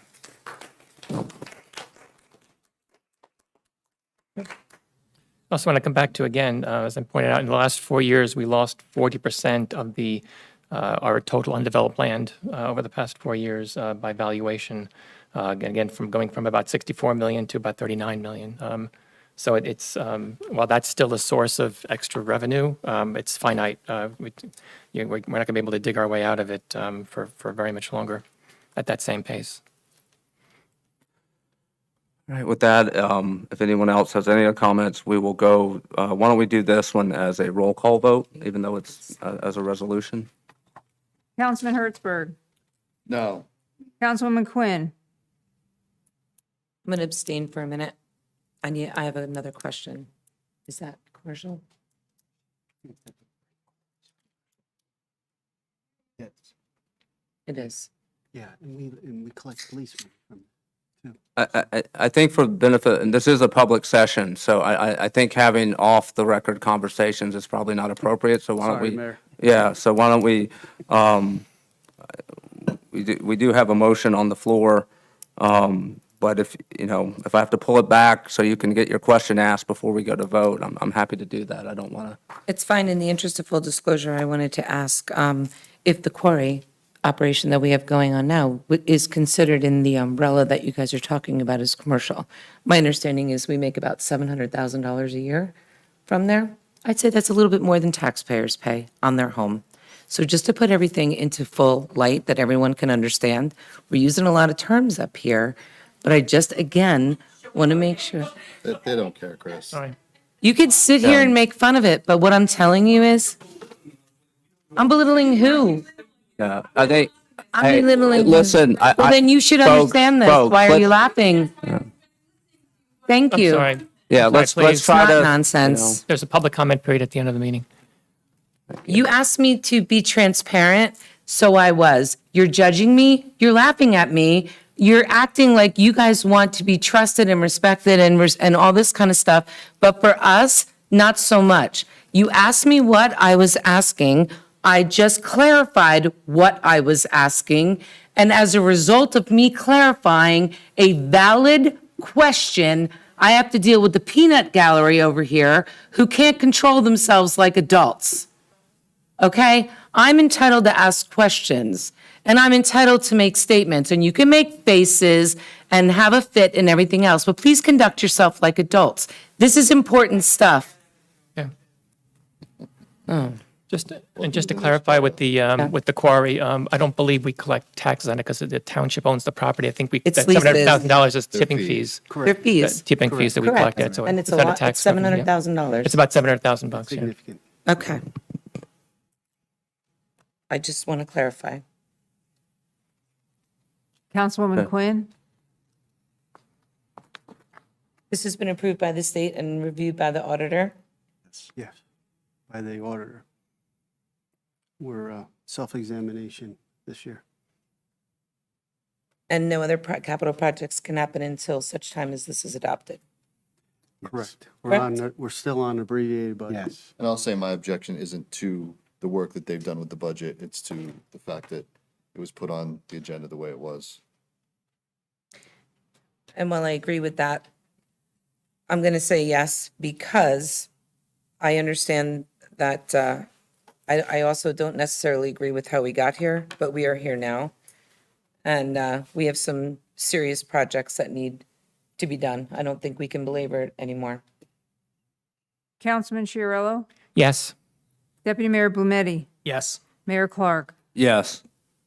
The 2024 municipal budget has been adopted. We are now, I would like to handle, we have a couple more resolutions. I will do 9-2 and 9-3 together unless I have an objection from my fellow council members. So may I have a motion to approve resolutions 9-2 and 9-3? I move that we approve resolutions 9-2 and 9-3. May I have a second, please? Yes, I'll second the motion. All those in favor say aye. Aye. Aye. Resolutions 9-2 and 9-3 are passed. Next is, may I have a motion to approve Resolution 9-4, which is a resolution authorizing the displaying of commemorative flag on township-owned flagpoles in celebration for the United States Army. I'll make a motion that we approve Resolution 9-4 for the flag for the United States Army. I will second it. May I have a roll call vote, please? Councilman Hertzberg, Abstain. Councilwoman Quinn, Abstain. Councilman Chiarello, Yes. Deputy Mayor Blumetti, Yes. Mayor Clark. Yes. May I have a motion to approve Resolution 9-5, which is a resolution authorizing the displaying of commemorative flag on township-owned flagpoles in celebration for Juneteenth. I'll make a motion that we approve Resolution 9-5. May I will have a it. second? I will second it. May I have a roll call, Madam Clerk? Councilman Hertzberg, Abstain. Councilwoman Quinn, Abstain. Councilman Chiarello, Yes. Deputy Mayor Blumetti, Yes. Mayor Clark. Yes. May I have a resolution to approve, resolution? May I have a motion to approve Resolution 9-6, which is a resolution authorizing the displaying of commemorative flag on township-owned flagpoles in celebration for Disability Pride Month. I make a motion that we approve Resolution 9-6. And I will second it. May I have a roll call vote, Madam Clerk? Councilman Hertzberg, Abstain. Councilwoman Quinn, Abstain. Councilman Chiarello, Yes. Deputy Mayor Blumetti, Yes. Mayor Clark. Yes. Resolution 9-6 has passed. We are now at the portion of our meeting where council gets to update the public on whatever they want to update the public, but particularly on the committees that you belong to. So I will start to my right this time. So Councilman Chiarello.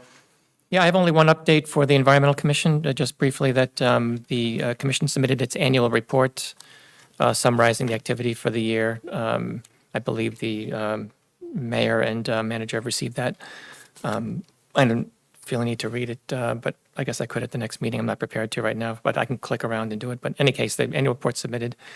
And in that meeting on Thursday, there'll be a planned public discussion of our open space planning at 7 o'clock right here.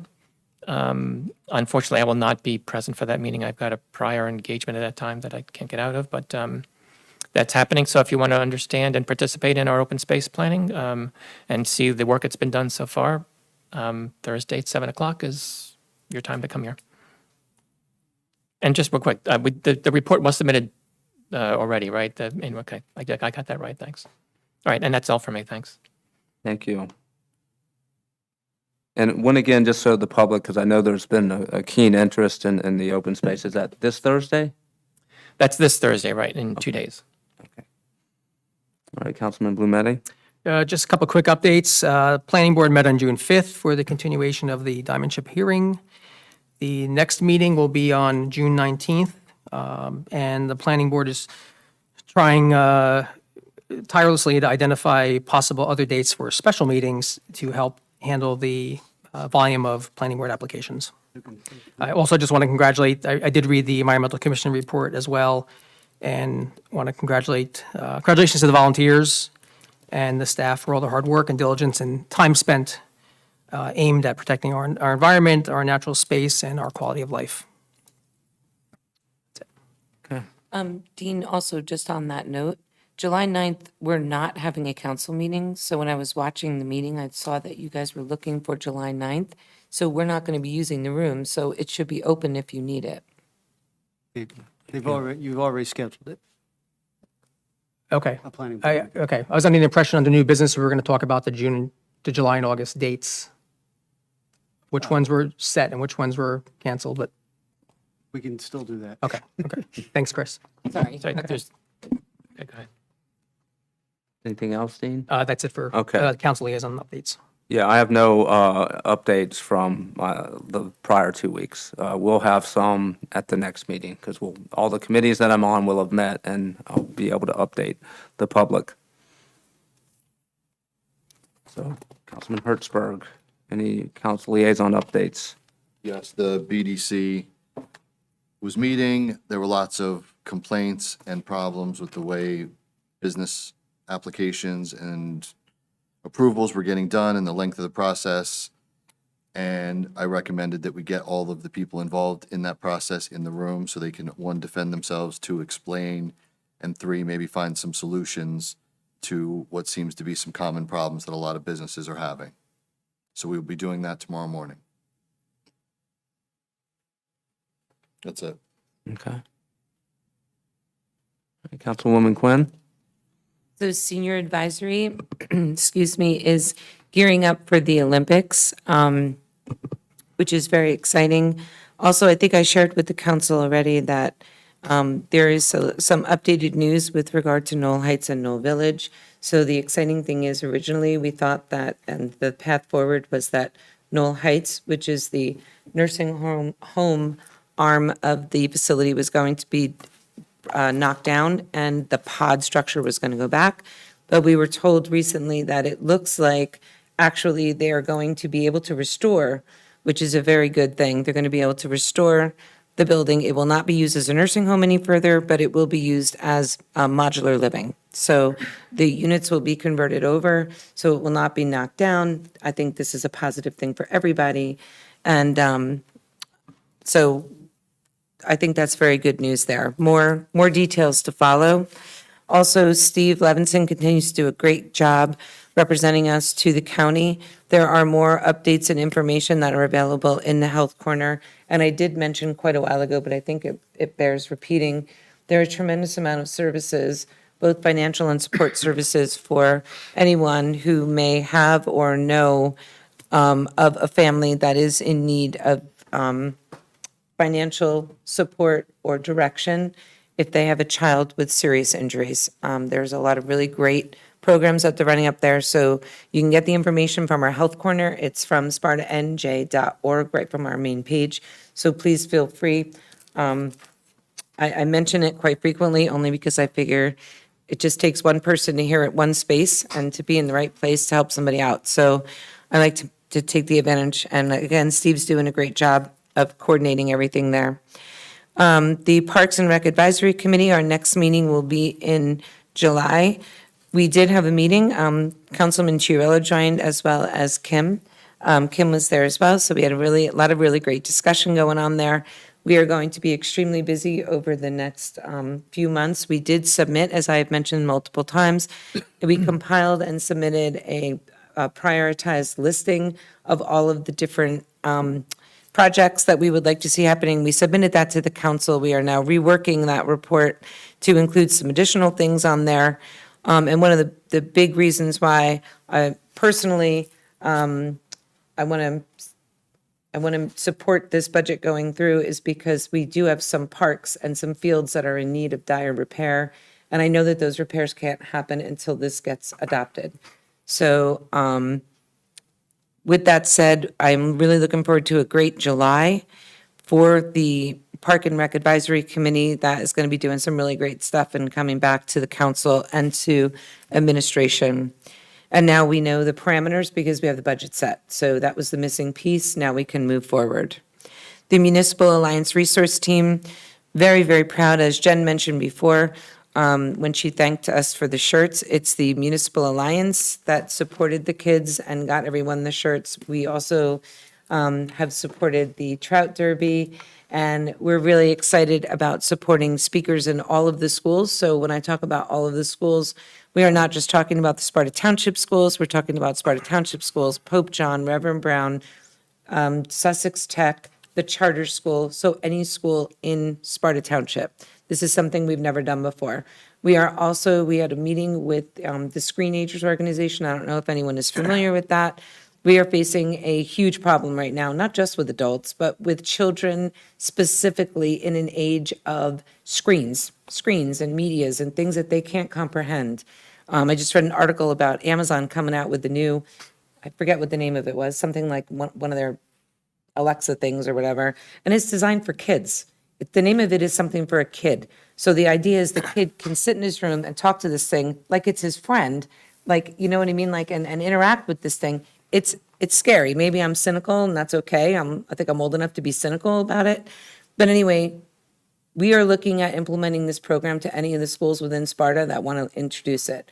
We're going to be having we had a great call the other day with representation. This is the second organization we're looking at in this way. We have an evaluation that we will all be doing later in the month, so we're very excited about that. And then we'll be bringing a path forward to the Municipal Alliance through our next meeting. So we're very hopeful to be able to get a lot done there.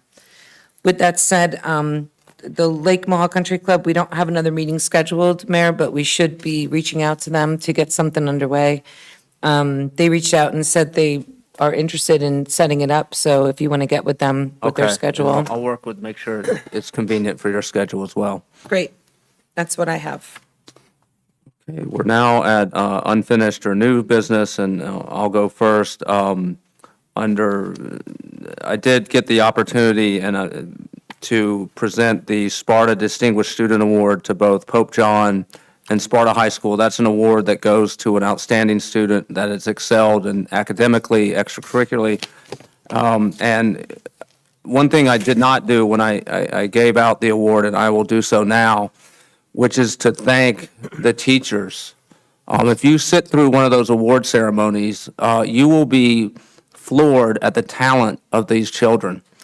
And they come to these school and to these teachers kind of uncut diamonds, right? And it's the teacher's job to shape them into a, beautiful diamond. And you see what they've accomplished. I mean, kids who can speak 2 languages, kids who score very high on the AP test. And the longest part of at least Sparta High School's presentation was just sitting through how many kids graduated with over a 3.75 grade point average. And none of those kids do that without the help of our teachers. And so I'll take this opportunity now to really commend the teachers at both Pope John and both Sparta High School, because you've done a fantastic job. There is a lot of talent, and I look forward to those children, now young adults, coming back to Sparta and hopefully bringing their talents back to Sparta. And hopefully it's our job as representatives to give them the opportunity to flourish here. And so we don't get necessarily the brain drain that a lot of towns get. So I did want to share that. And also, I encourage people to read the annual report done by our police force. I had the opportunity to spend a few hours on the weekend going through it. It's extremely well done. You will walk away from that, at least my impression was how well trained, how much resources we have at our police force. They are extremely well trained, and also that they are prepared for kind of any contingency. And we are very, very fortunate to have that. And if you're wondering why your property values do well, that is directly tied to the security that our police force provides. So I know we have Officer Snyder here. Thank you. A fantastic job. And so I had the opportunity to sit down with Chief McCarrick and go over it and just ways that even make it better, because I know if you look at some of our statistics, I'm sure we beat the national average on a lot of things. Closure rates on investigations, other things where we, complaints are really, really low. And anyone can turn on the media today and see townships that are riven by discord between their public and the police force. That's not Sparta. That's not Sparta. And we're very fortunate to have you. So again, thank you. And that does it for me on unfinished and new business. I have a few things I can add. Sure. First thing I want to acknowledge something that was brought up earlier, that the Sparta residents who commute through Route 15 corridor are experiencing a very significant hardship with the emergency road closure that shut off half the road. We talked about the work we're doing, and I want to thank the mayor for the coordination work that you're doing. It takes time out of your day, and it's important that and the communication has been helpful, so thank you. I want to mention that Mayor Clark and I also attended the Academic Honors, National Honors Induction at the Sparta High School on June 4th. Again, it's always nice to see a very impressive collection of students. I also wanted to mention that I read the Police Department annual report cover to cover. It's a wonderful document, and thank you for putting that together. And I also mentioned that we shared the Environmental Commission annual report with the manager. Many of our other boards and committees do provide an annual report, and I think it's, for posterity, it's good to see, what the committee's been doing, because, we're not all going to be here forever, and the next group of council people and managers and whatnot would like to, I think it would be important to look back and say, what's been the role of this committee? What has they done? Are there any gaps? Are there any things we should build on? And I'd like to see all of our boards, commissions, and committees adopt that same practice of providing an annual report. I think it's important. And so there are two committees that I would like to discuss. And I was told that now is the appropriate time to bring them up. One is, I think we've come to the point where we need to establish a committee to plan for the, I mentioned this before in past meetings, the 2026 Sparta Institute International Conference that's being proposed to be held here in Sparta, New Jersey. So I think, can I just make a motion to create? Okay, we'll make a motion to create a subcommittee of the Cultural Affairs Committee to do that planning work. I shared a press release with the manager on how to solicit members, and I think a lot of the resolution could come from that press release. So I'd like to make a motion that we, sorry? We actually have prepared a resolution that I believe is. Is it on here? Agenda for the next meeting. The next meeting. Oh, I was going to say, like, did I vote on it and miss it? No, Wow. both of those committees, I think. Okay. Yeah, I think it was in the trail one as well, right? And the trail's the next one. All right, fine. Yeah. All right, fine, I won't talk about it. There you On go. it. We're on it. Thank you. And going through the committees, I did see that we had a Parks and Monuments Committee at one point. That committee's been sort of dormant for a while. Is it formally gone? Is it just not staffed and we don't do anything? Is it, Dan, we have so many other things to worry about. Don't even talk about stupid parks and monuments. So maybe, Well, some of the issues that they would address is already subsumed within our, for example, the rec committee is dealing a lot, obviously, with our parks. So it may be superfluous to have a separate parks committee when, sort of jurisdiction over that is through our rec committee. yep, I think so too. Yeah, there was a reason we put it on the shelf because it didn't really have a good home anymore. But in any case, I won't talk about it anymore. So I'd like to make three motions for commemorative flags, so we can make them one at a time and vote on them. So I'd like to put on the agenda for the next council meeting that we fly the following commemorative flag, that we would fly the Olympic flag during the week of July 29 to August 2nd to honor our Olympic athletes. I tried to look up how many athletes came from Sparta. I can only think of the skier whose name was It's a recent one. I can't remember her name, began with a C. She represented Ecuador in the last Olympics. But anyway, I think it would be helpful and wonderful to honor all of our Olympic athletes from Sparta. So I'd like to make a motion that we put on the agenda for our next meeting a resolution to fly the Olympic flag during the week of July 29 to August 2nd. So I'll make that motion. I'll second the motion. Thank you. All those in call the favor? vote? Roll Hold call on, we'll vote? do a roll call, sorry. So the motion is to fly to put on as a resolution to fly the Olympic flag during the Olympic Games, starting July 29th Correct, for a week. for a week. So that's the motion, to put as a resolution. Councilman Hertzberg, Abstain. Councilwoman Quinn, Abstain. Councilman Chiarello. Yes. Deputy Mayor Blumetti, Yes. Mayor Clark. Yes. Second, I would like to make a motion that we fly commemorative flag, to fly the flag of the United States Coast Guard on August 4th to commemorate the founding of the United States Coast Guard. This flag will be donated by the VFW. That is my motion. Okay, I will second the motion. And may we have a roll call vote on a motion to put as a resolution to fly the flag of the U.S. Coast Guard August 4th. Councilman Hertzberg, Abstain. Councilwoman Quinn, Abstain. Councilman Chiarello. Yes. Deputy Mayor Blumetti, Yes. Mayor Clark. Yes.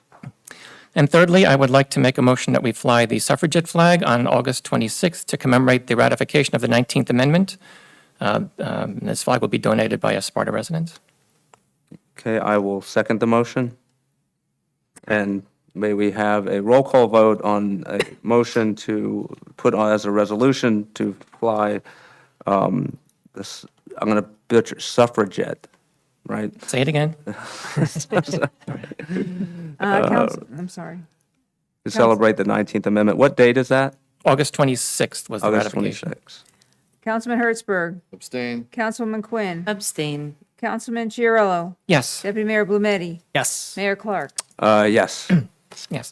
And the last thing, similar to what we did a couple of months ago, this is our last meeting before Father's Day. Here's a picture of me and my dad. My father passed away about 25 years ago, but I'd like to say Happy Father's Day to all the fathers. And trying to think of something to say, there's one thing that kept coming around, so I'm going to give it a shot. Anybody can join me if you want. So to honor all the fathers, I'd like to say, never mind, I won't say it. Thank you. I was going to sing a song, and then I was just like, that's kind of really weird. Okay, whatever. All right, here we go. Thank you for the music and your stories of the road. I thank you for the freedom when it came my time to go. I thank you for your kindness and the time when you got tough. And Papa, I don't think I said I love you near enough.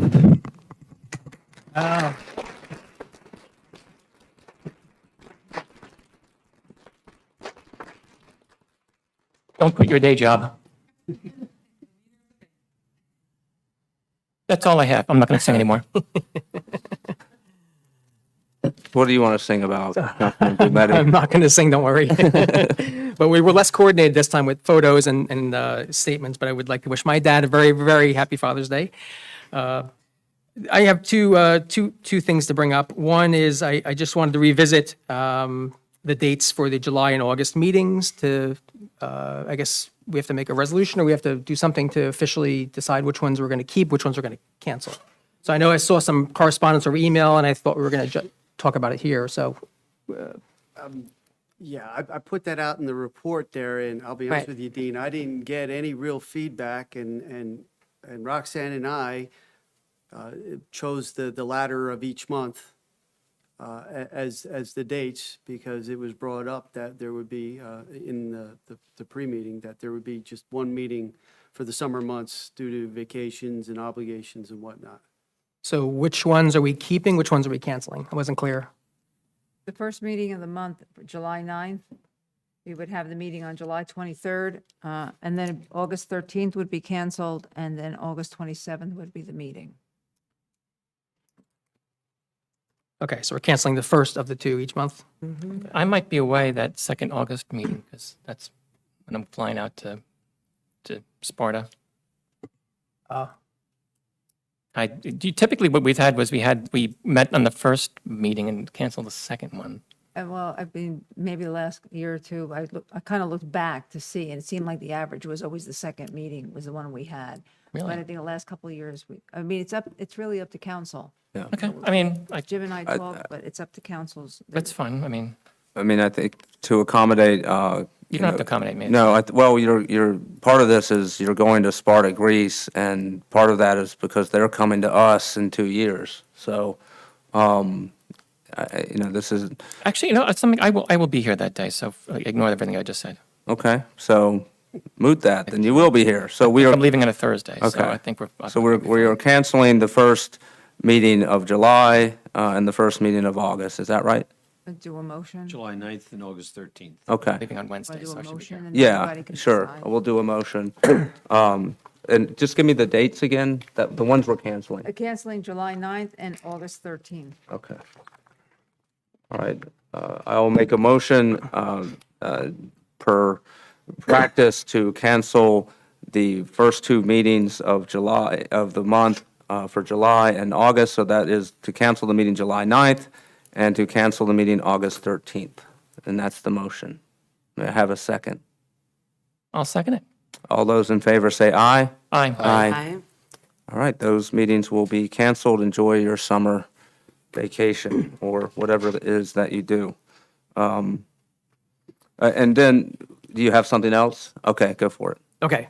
So next is, I wanted to make some comments in a way to help reassure the public about the state of Sparta, although that sounds a little grand, so I don't mean exactly like that. I mean, specifically, its fostering of businesses and economic growth and its overall outstanding financial position. Just, I want to reiterate two of the comments made earlier in reports that we just received as a township. Again, one was Standard & Poor's, a ratings report, reinforcing our AA+ rating and reaffirming it for the quality of our latest bond offering. And also calling out the township's, quote, the township's very strong economy. And also the second report that was received on May 29th, 2024, the rating agency presentation to accompany our bonds. And again, that noted, and I quote, "Commercial properties have grown 14% since 2019." So it's good that we're focused on improving our processes and procedures in our planning and zoning department. We have extremely focused and hardworking employees there. And like any operation in any business, any entity, it's always smart to look for continuous opportunities to improve. For a while, however, there's been a false negative narrative being spread about the township being unfriendly towards businesses. And this has included implications against our statutory boards, comprised, of course, of resident volunteers, and our dedicated township staff. So I wanted to look into some of the activity of the planning board and did some analysis on planning board activity to look at the data and the facts. So with the staff's help, I went and looked at the planning board applications, major site plan applications going back to 2018 through 2023, excluding the two pandemic years of 2020 and 2021. So we looked at 2018, 2019, 2022, 2023. So the major site plan applications for 2018 were 7. For 2019 was 5 plus two pending, which means they did not start or they were carried over. So it's 7 and then 5. For 2022, it was 6. And for 2023, it was 9 plus 1 pending. So the average there is 6.75. So there's been a lot of negative narrative out there that last year, especially, we were unfriendly and that applications and activity had slowed down. The data does not show that. And if you walk into the office, you'll see piles of applications and paperwork and permits and everything waiting there. So they're doing a wonderful job. The applications were the highest last year over those 4 years, going back to 2018. Same thing for capital improvement plan reviews and concept plan reviews. There was 4 done last year. That's the highest. The average was 2.5. So I just want to thank them and to clear up any of that negative narrative that's out there for our staff and for our planning board volunteers who are trying really hard. Thank you. Which years did you leave out, Dean? 2020 and 2021. And why? Pandemic. We had probably more applications coming in during those 2 years. Okay. So you might just want to go back and relook at those, Yeah. is all I'm saying. Okay, I will. Thanks. Sure.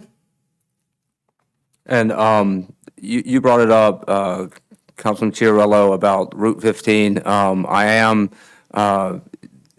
working with, I called Mayor Susan from Jefferson soon after the incident, and he's doing a fantastic job. I think he is, because it happened in his jurisdiction, it's just protocol to give deference to them.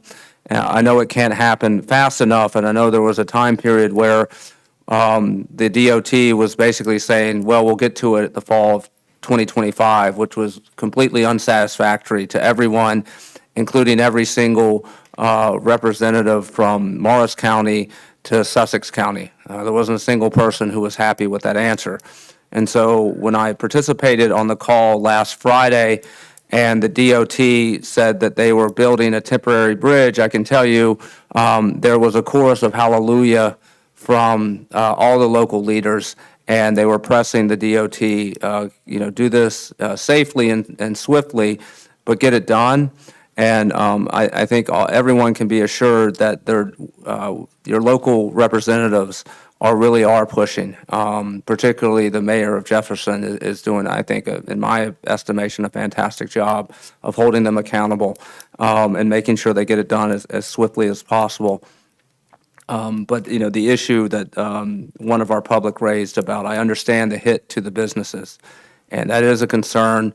If there is a way to, within the emergency authorization to provide for that, then I think that's an avenue that should be explored. But again, we're going to have regular meetings with the DOT on Fridays from here on out, which I will intend to participate on. And then I can either through social media and also here we'll inform the public about any, particularly making sure they're going to meet that 6-week deadline. But also, we told them that this is sort of an operating word in government, which is you want to underpromise and overdeliver.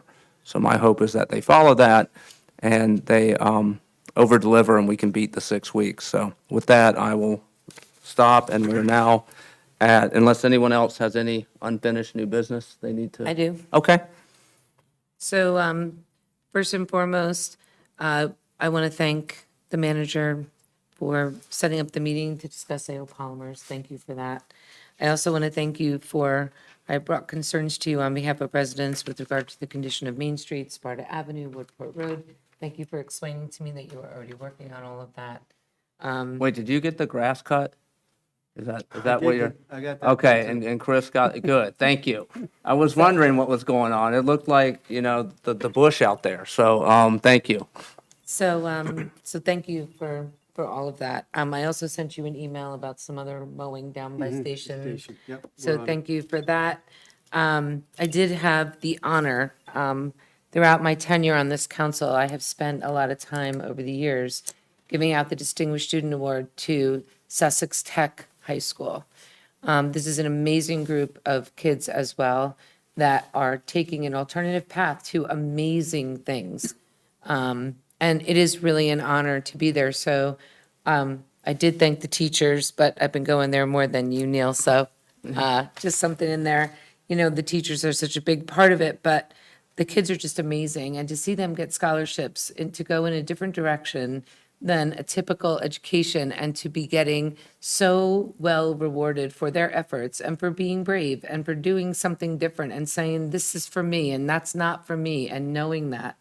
I sat there and watched kids getting $8,000, $7,000, $10,000 internships. I mean, it's really quite remarkable, and I think it deserves to be mentioned here. But more importantly, I think that we should just congratulate Brendan Del Coro because he was this year's recipient at the technical school. So I had the privilege of doing that.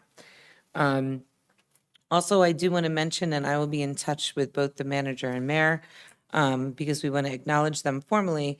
But, there are people in this community that are just amazing, and that's what sets a community apart, right? The different things that people are doing.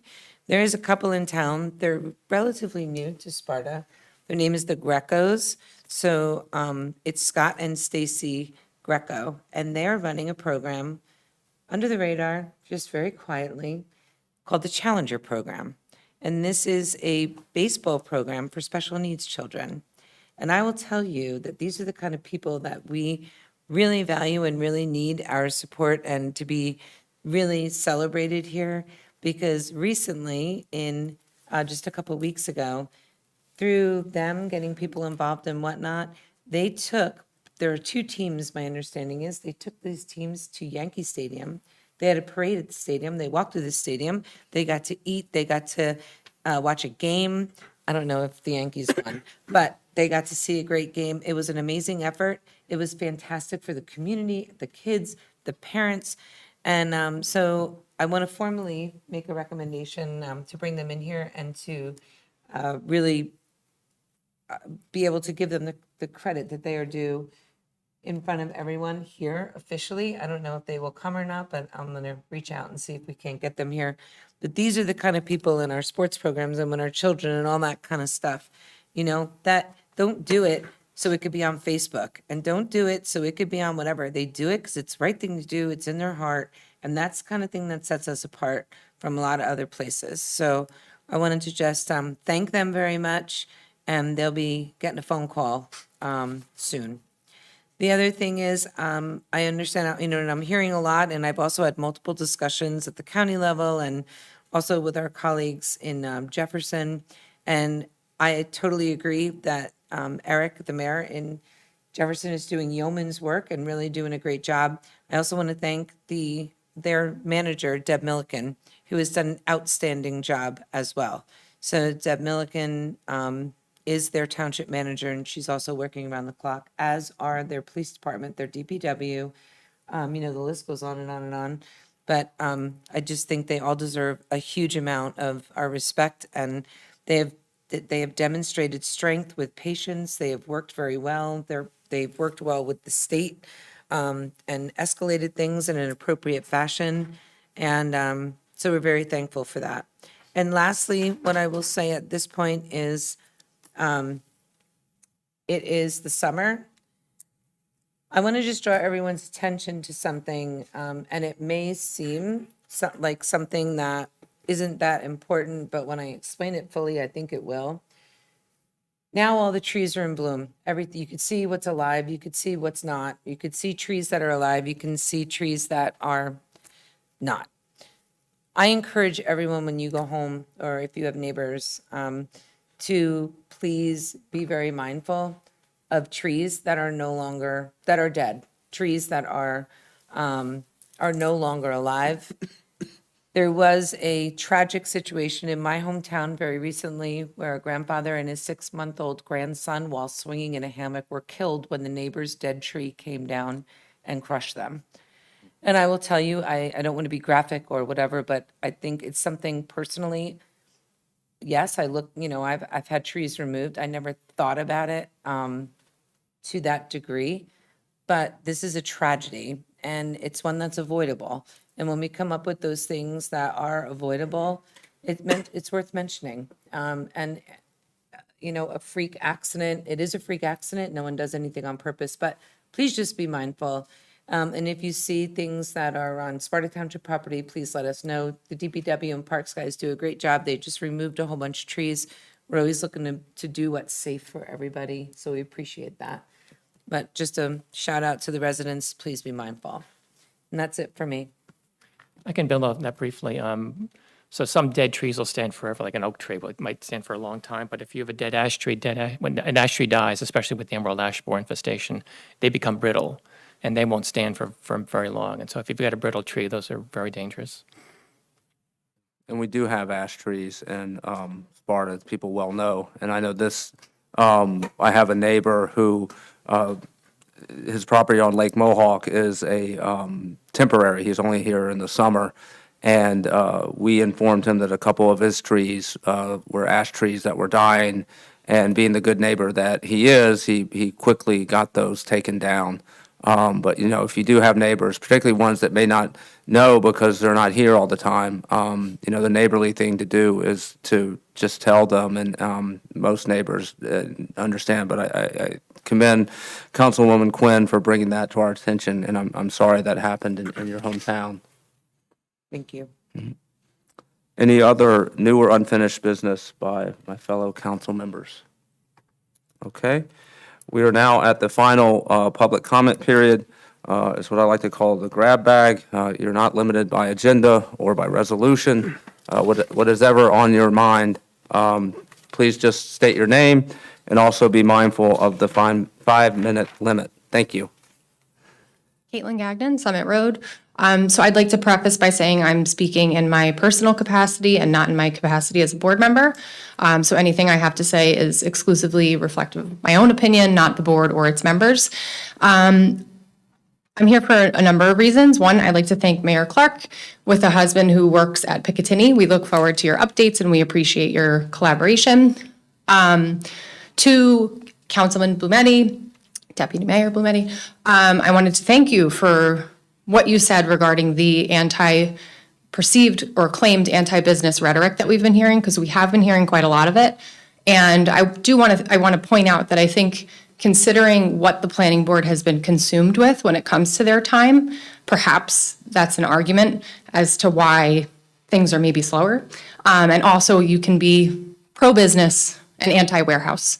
Those two things are, or anti-business does not necessarily, or anti-warehouse does not necessarily mean anti-business, although that is something that's being spread. My comments are mostly for Councilman Hertzberg. I wasn't here. I was actually at a scholarship awards dinner as well. And to the points that both Mayor Clark and Councilwoman Quinn made, you're absolutely right. Our teachers and our students in Sparta are all amazing no matter where they go.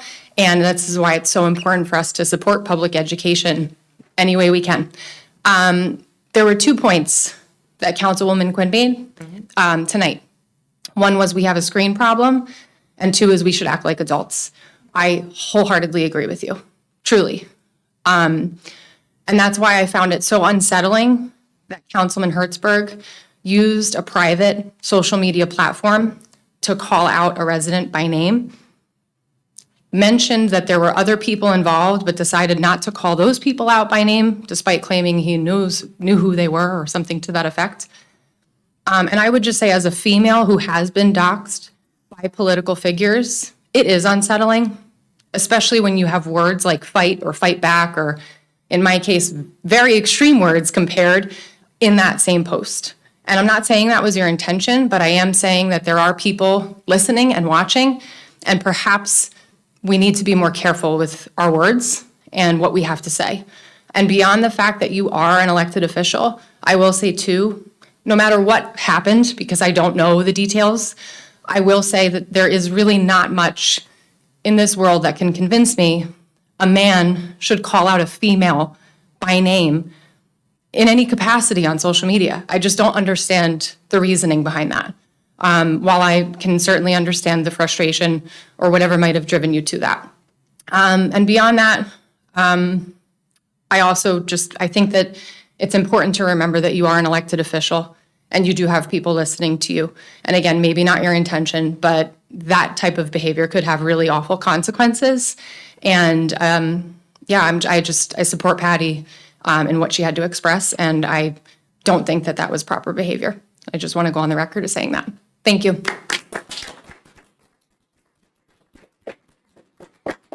This is why I did it on my personal page and not a public page. Are you Because friends I am with a her? person too. I understand And I know that. you guys like to throw the whole, you're an elected official, you're a council person, like we should hide in a corner and never speak out. No, sir. Well, that's your intention. Well, and when that's you what say you're trying to you That's what you guys, guys always say. with you guys, I don't even know who you're referring to. This is my point, and this is the ongoing rhetoric. You guys, who are you guys? The people that like I'm to on shame Patty's others softball for team. speaking out. That's So not you who guys like I to am. Speak out. Well, that's what you're doing right now. You're trying to tell me because I'm an elected official, I should just shut up and sit in my That's not corner. what I said. I said that there's That sounds behavior that's becoming of an elected official, and there's behavior that's not. Well, And beyond, then don't vote for me. And I'm good with that. I'm good. well, I'm I good. was already But I'm planning gonna on that speak because out of the when I feel I warehouse need to. debacle, but that's fine. But I will say, beyond that, and I hope that we can just level with one another. Let's pretend you weren't an elected official. If you were just a man calling out a woman online, it's still inappropriate to me. You know what? I'm a person calling out another person. You want equality? This is equality, right? I'm a person calling out another person for bad behavior. Can I ask you why? That's what it is. I think Caitlin, I'll settle it here, but I just want to say, as an adult, you might have better luck pulling her aside and telling her why you're upset directly. And you weren't here, but I explained why that didn't happen. Okay, well, I apologize that I wasn't here for that, but I appreciate the exchange, and like I said, I hope we can all move forward and move on in a positive way.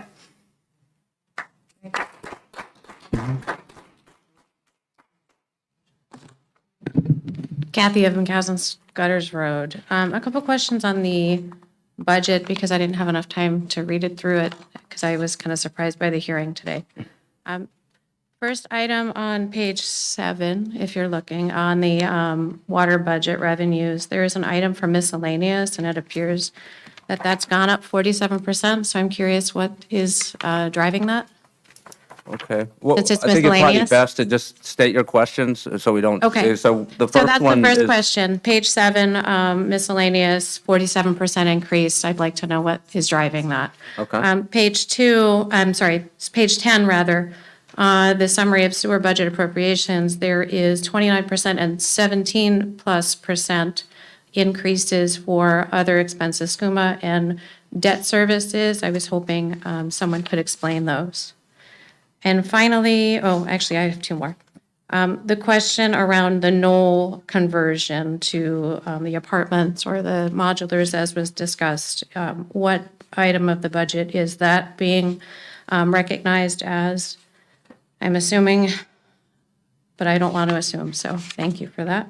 And then finally, on the planning board, Deputy Mayor Blumetti, you had mentioned the planning board, the next planning board meeting was on the 17th, and I believe we're expecting a meeting prior to that on the 9th, a special meeting.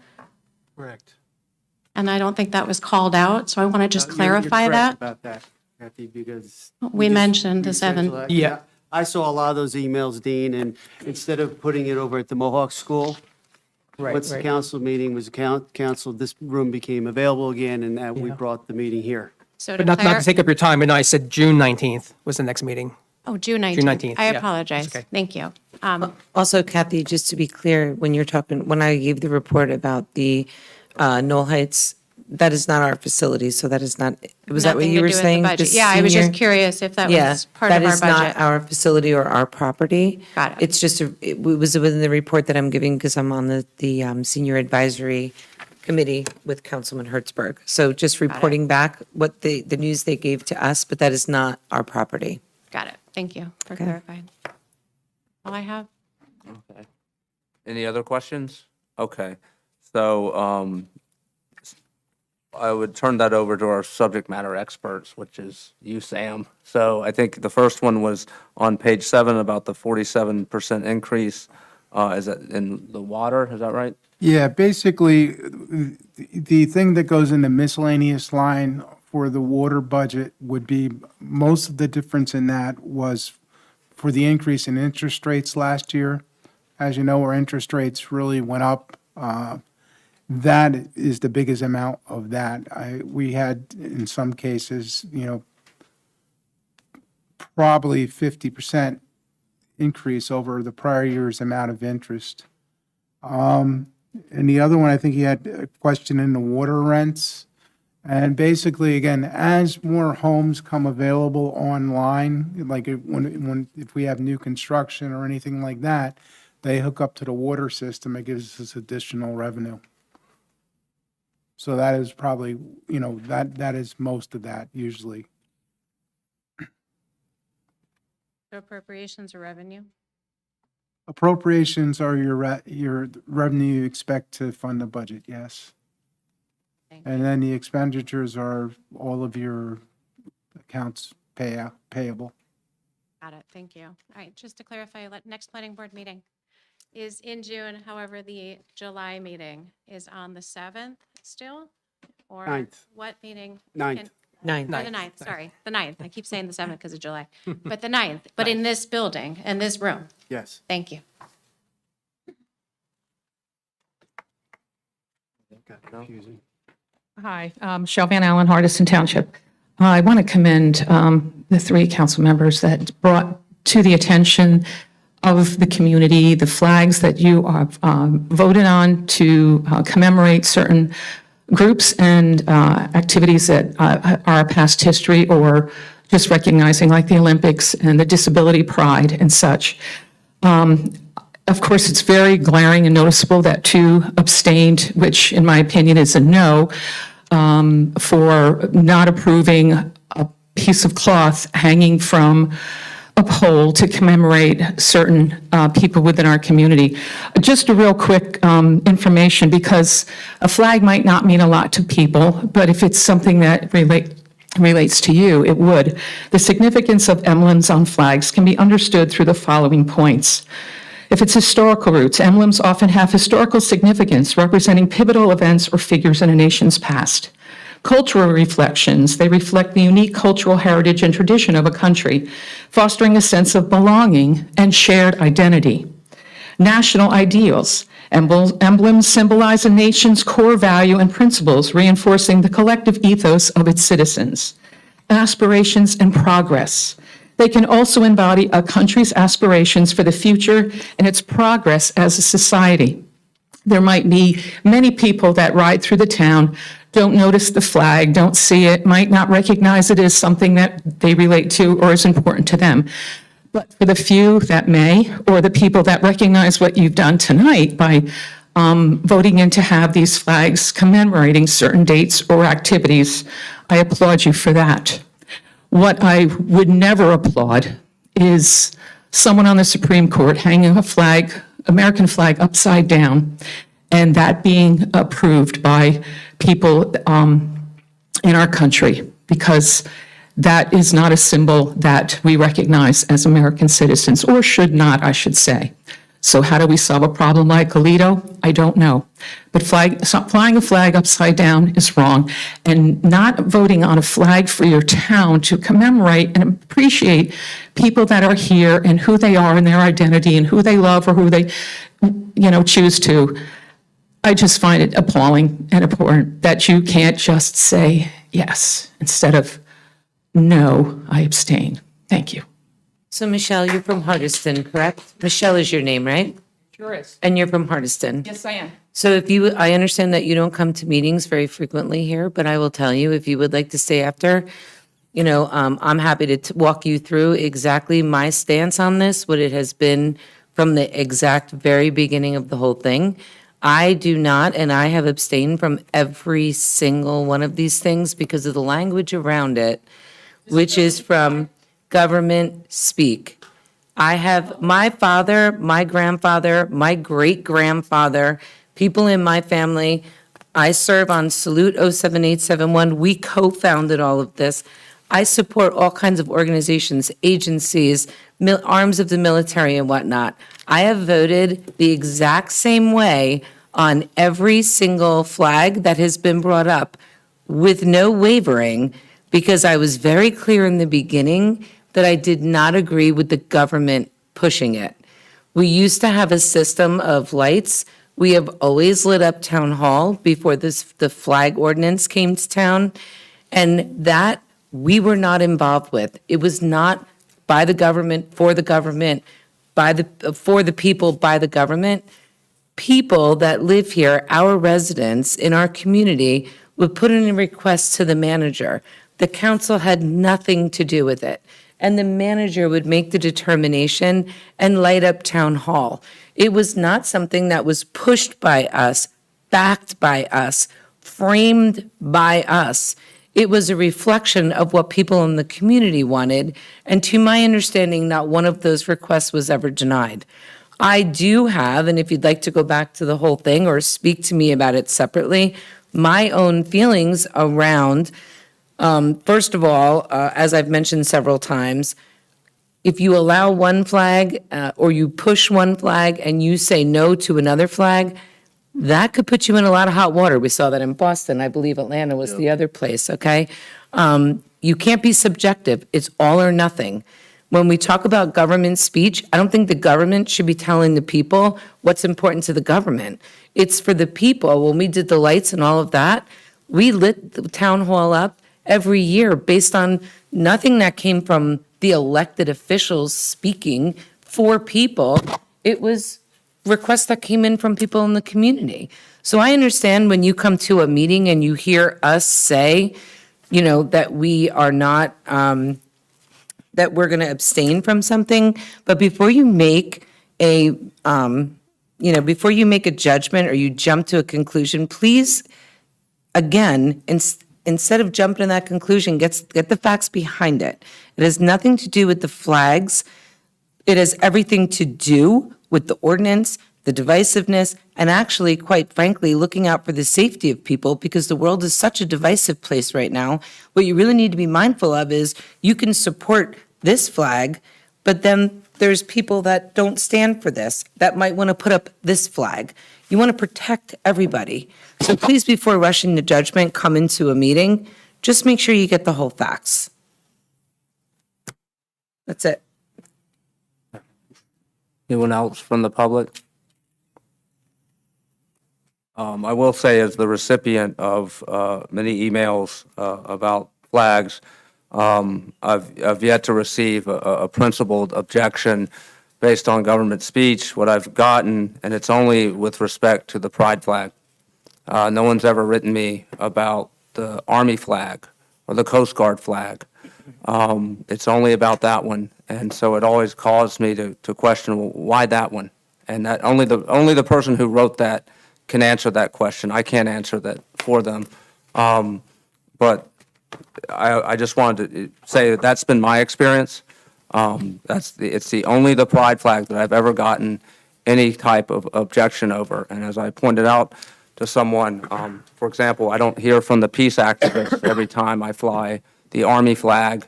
I don't hear, thankfully, from the people who believe in police reform when we celebrate the fallen officers. It's only the pride flag. And so I just wanted to point that out. That's just been my experience.